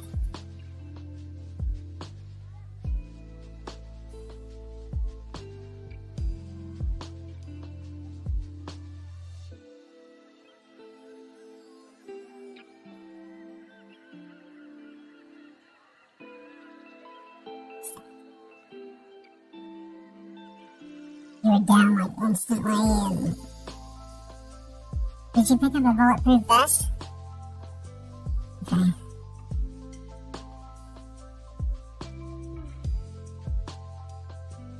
He was hiding in a fucking bush, I couldn't even see him. The guy up top went inside, was peeking out this little window. No, hiding in the bush.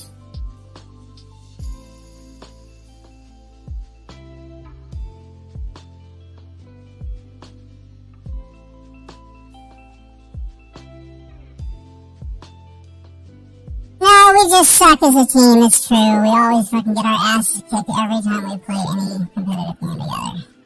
And it's terrible. It's depressing. Like, it's always lose. But you do well when you're by yourself or playing with your mom, but when we play together, like, I feel like we always suck.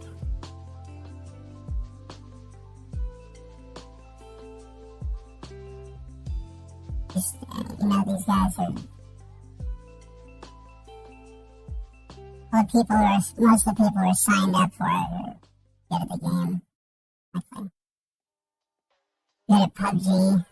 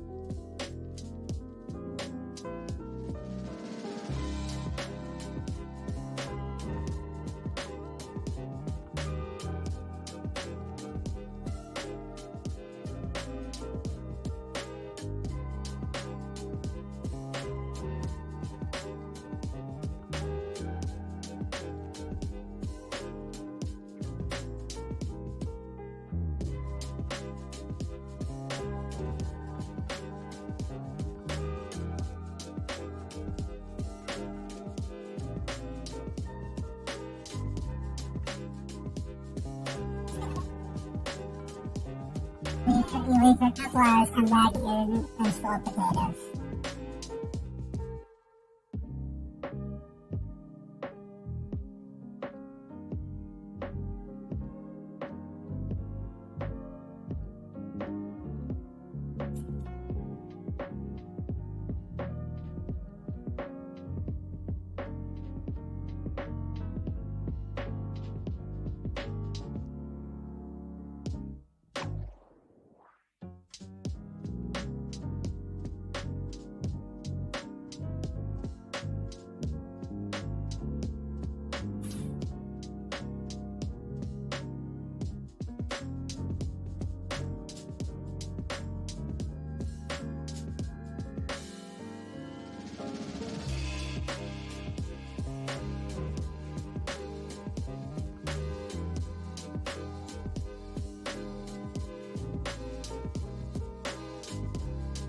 You pick.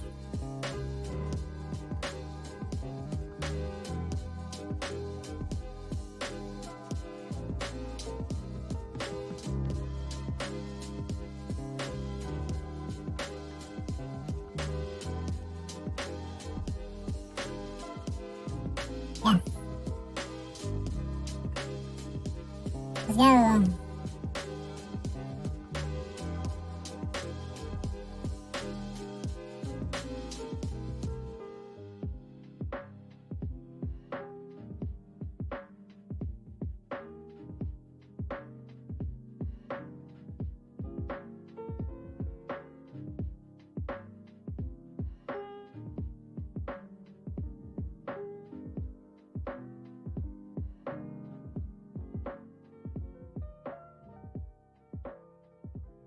Oh, come on.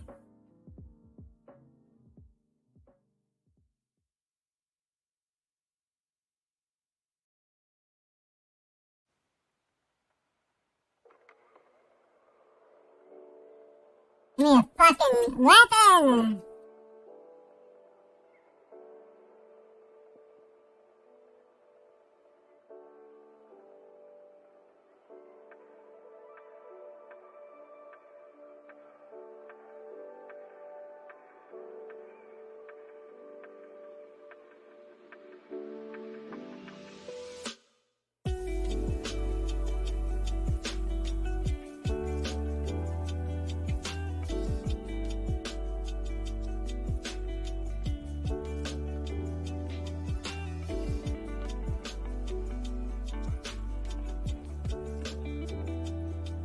Right here. Are they upstairs? What the fuck?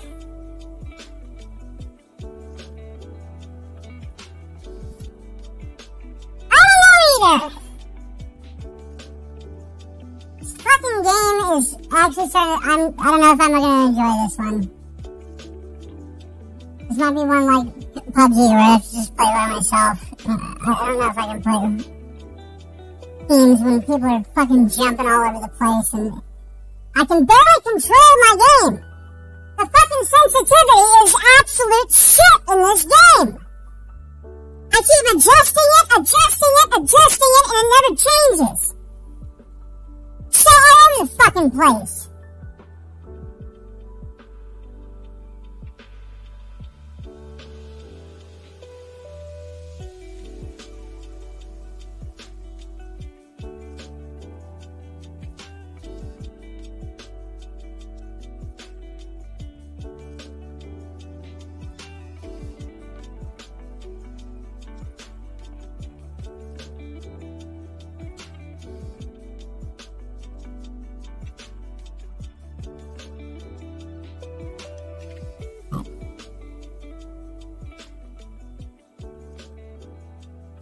Give it a little bit longer, and then I'm off it.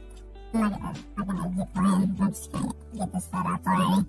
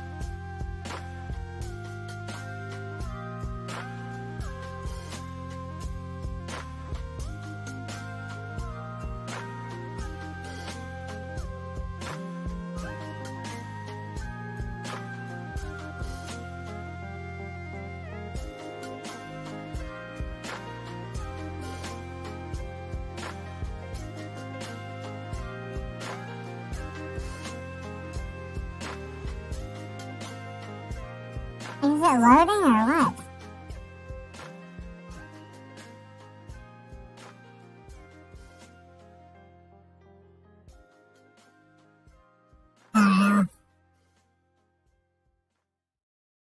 Looked really fun watching other people play it, but actually playing it myself, I don't really like it very much.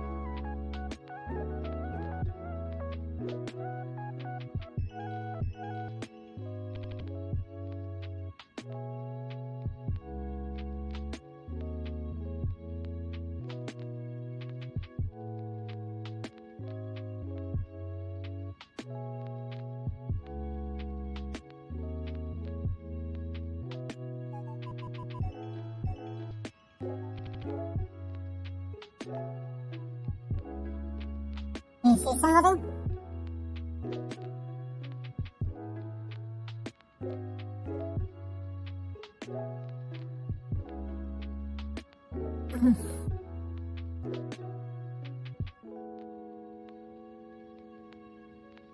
Some food over here.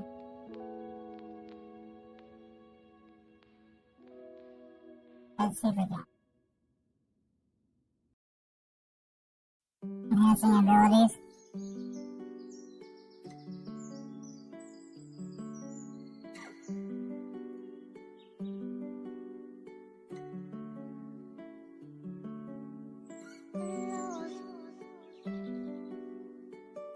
Oh, hey. Oh, it's my class, the driver. Get in.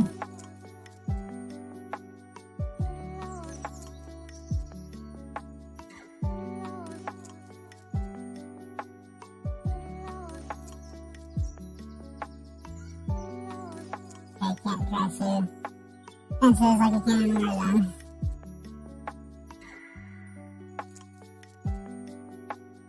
Oh, yeah, you can. You have to build at a speed. Right here. Was that me that did that? Did I run myself over with the vehicle or did I get shot?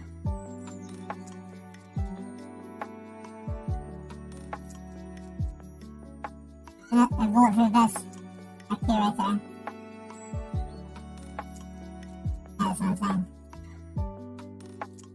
Yeah.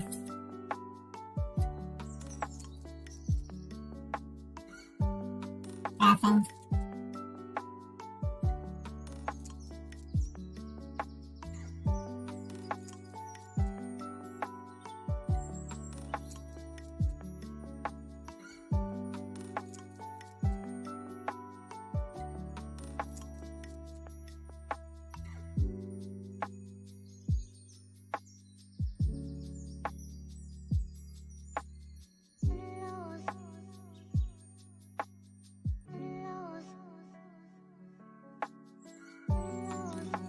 What's going on with the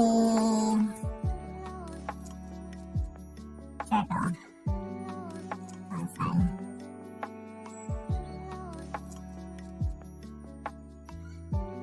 Round side for lunch.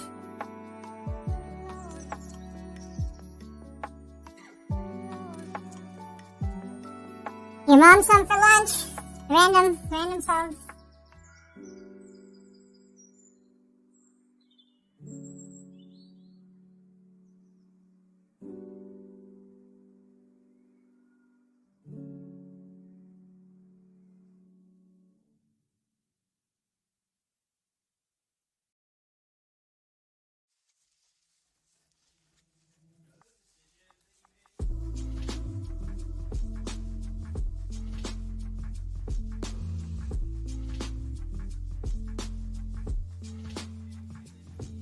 Second.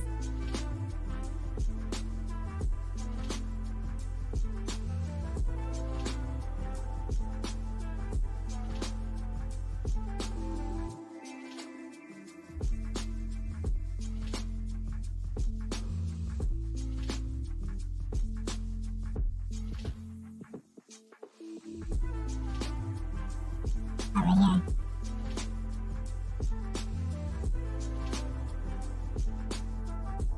Alright, you got it.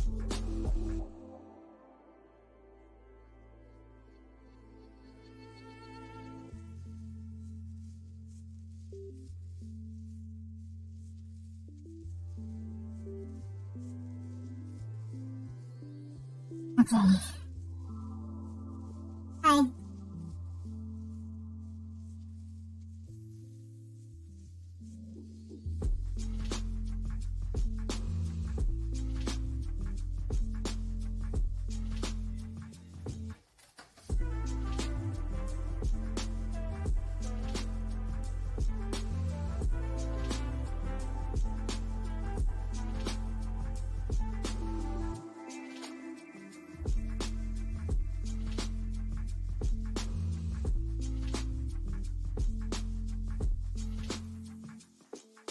something.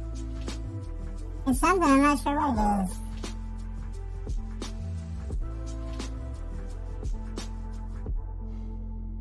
Somebody here. Oh yeah, he's in this house right here.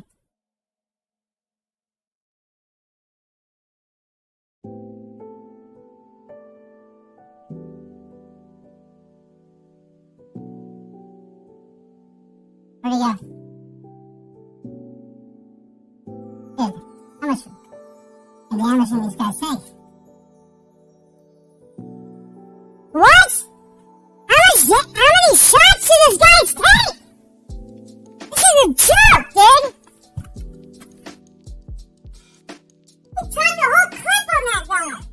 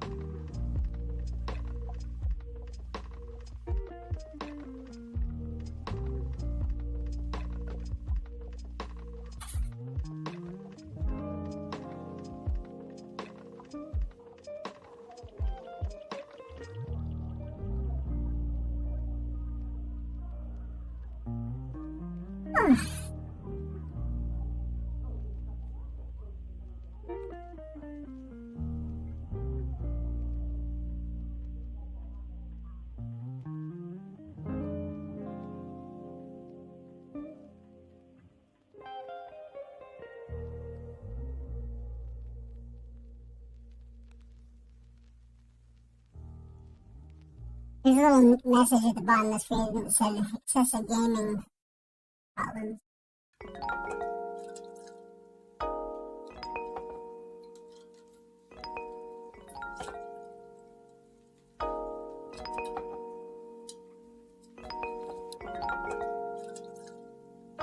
Friendly reminder not to get addicted to games. It's friendly enough, isn't it? Because it can.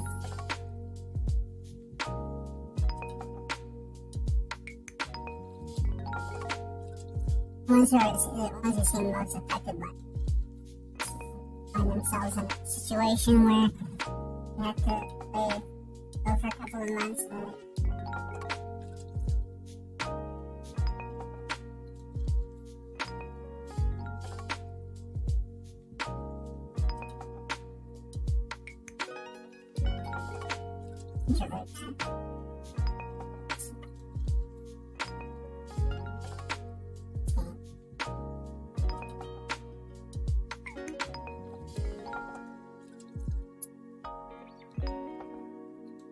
Stay off the boredom that comes with it.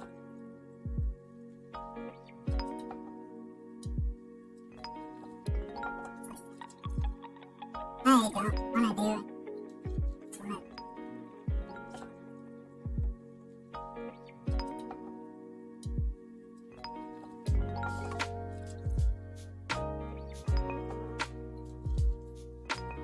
Well, shoot.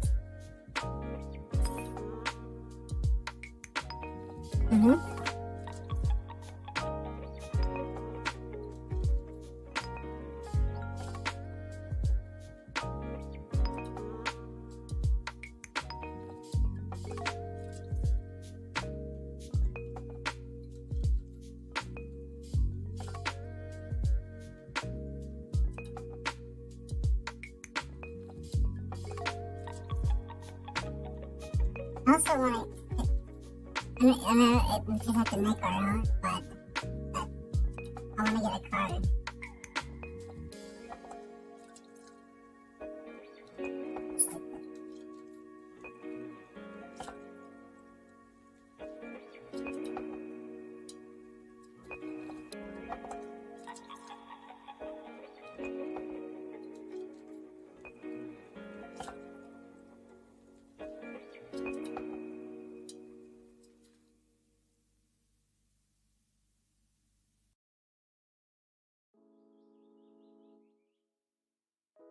I don't know about this. Stupid. I could fine tune the sensitivity. Also, last one, I swear to God, that'd be. I don't know how. I shot him so many.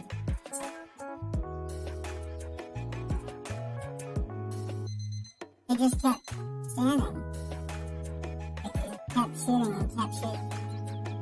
But I was like,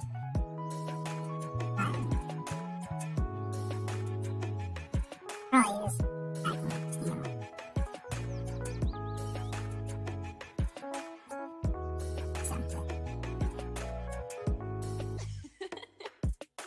Sniping that guy. Finally. I'm scared. Really weird.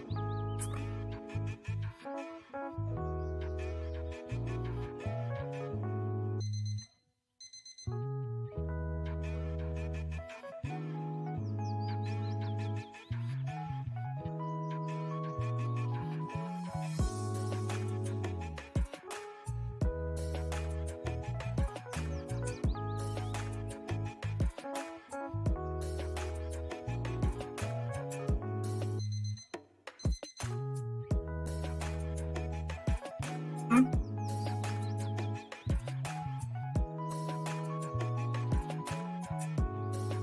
What's this stuff?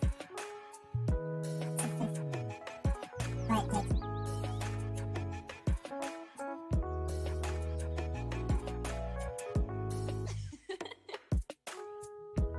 Never mind.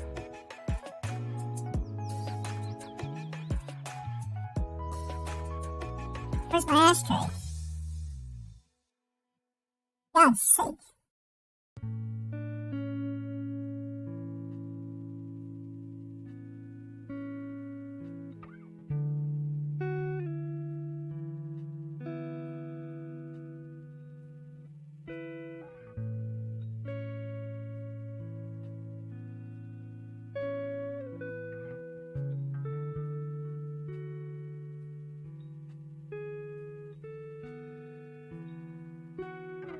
have a mouse ring.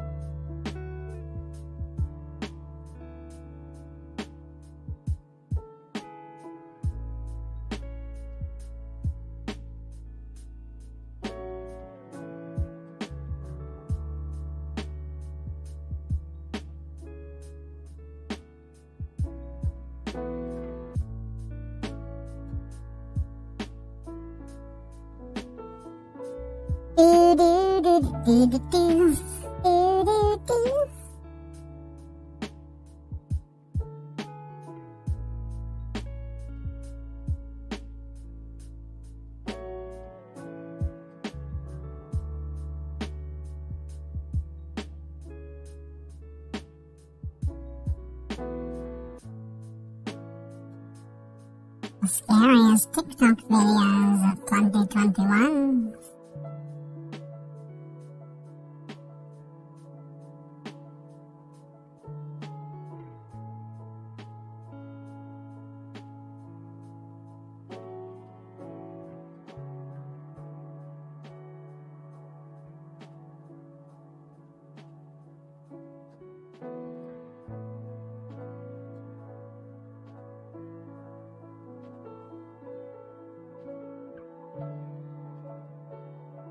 In there.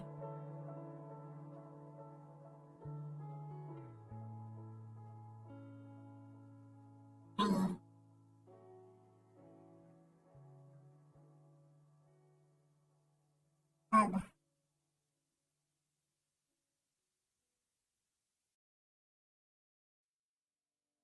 Also the side.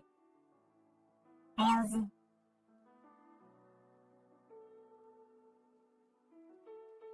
Scottish Clansby. Soldiers. Stay.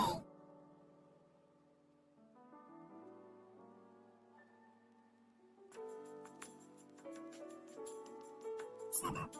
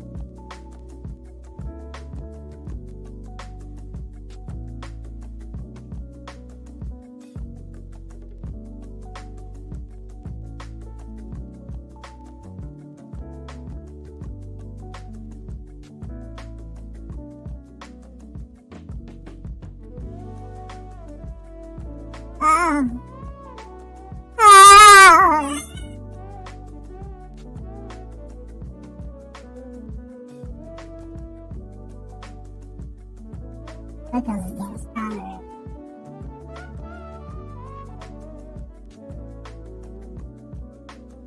Did we tell you about that?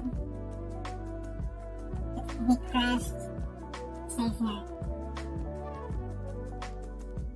And it's too close to the litter boxes. Got away. managed to like help that one.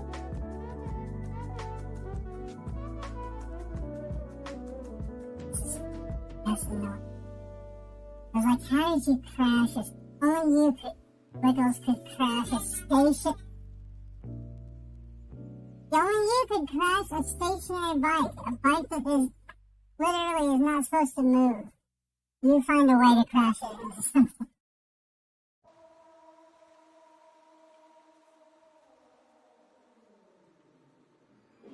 That's when I decided he's like Inspector Clouseau. He's like Clouseau. Some days I feel like,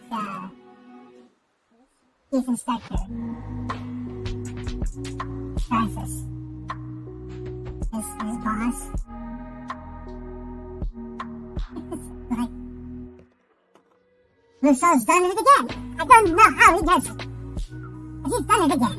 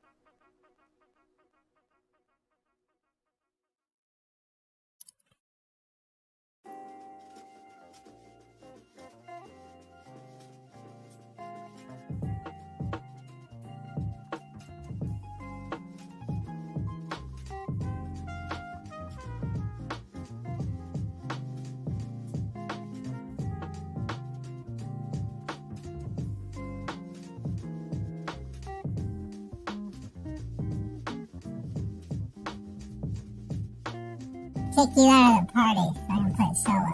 Dang it. Huh? I'm gonna make this. Stop picking. I'm messing with her.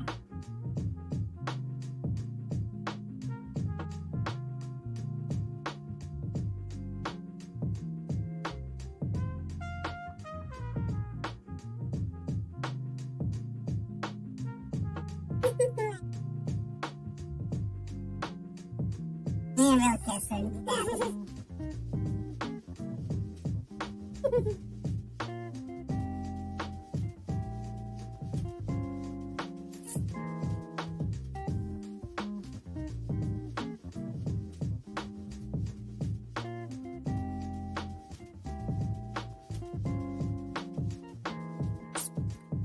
I love you.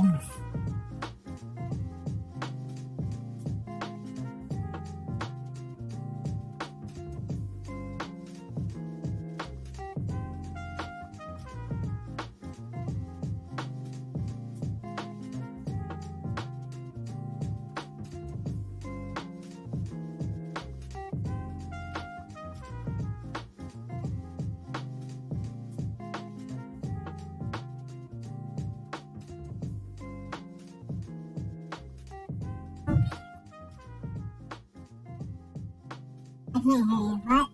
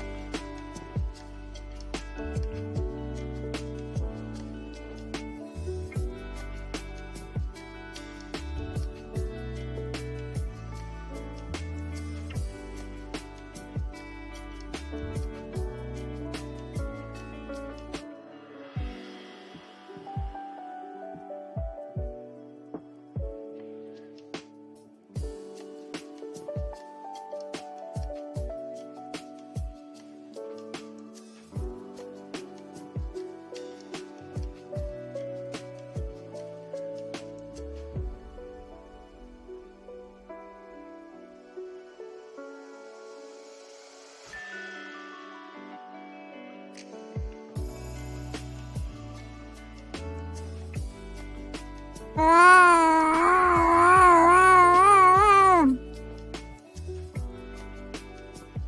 a guy right here with me. I'm gonna die instantly. Open the door.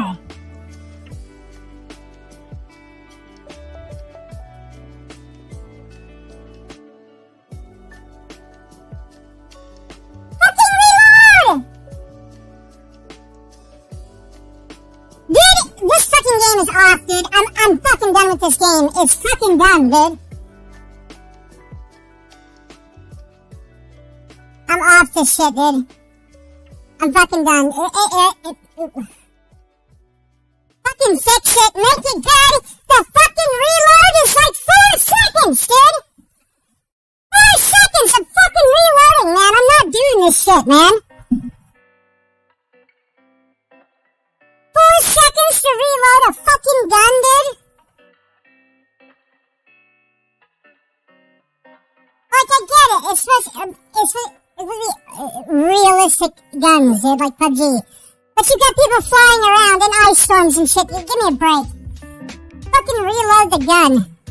I thought I did reload it. And because I moved, it fucking canceled it. So I did, no. No. I'm done, dude.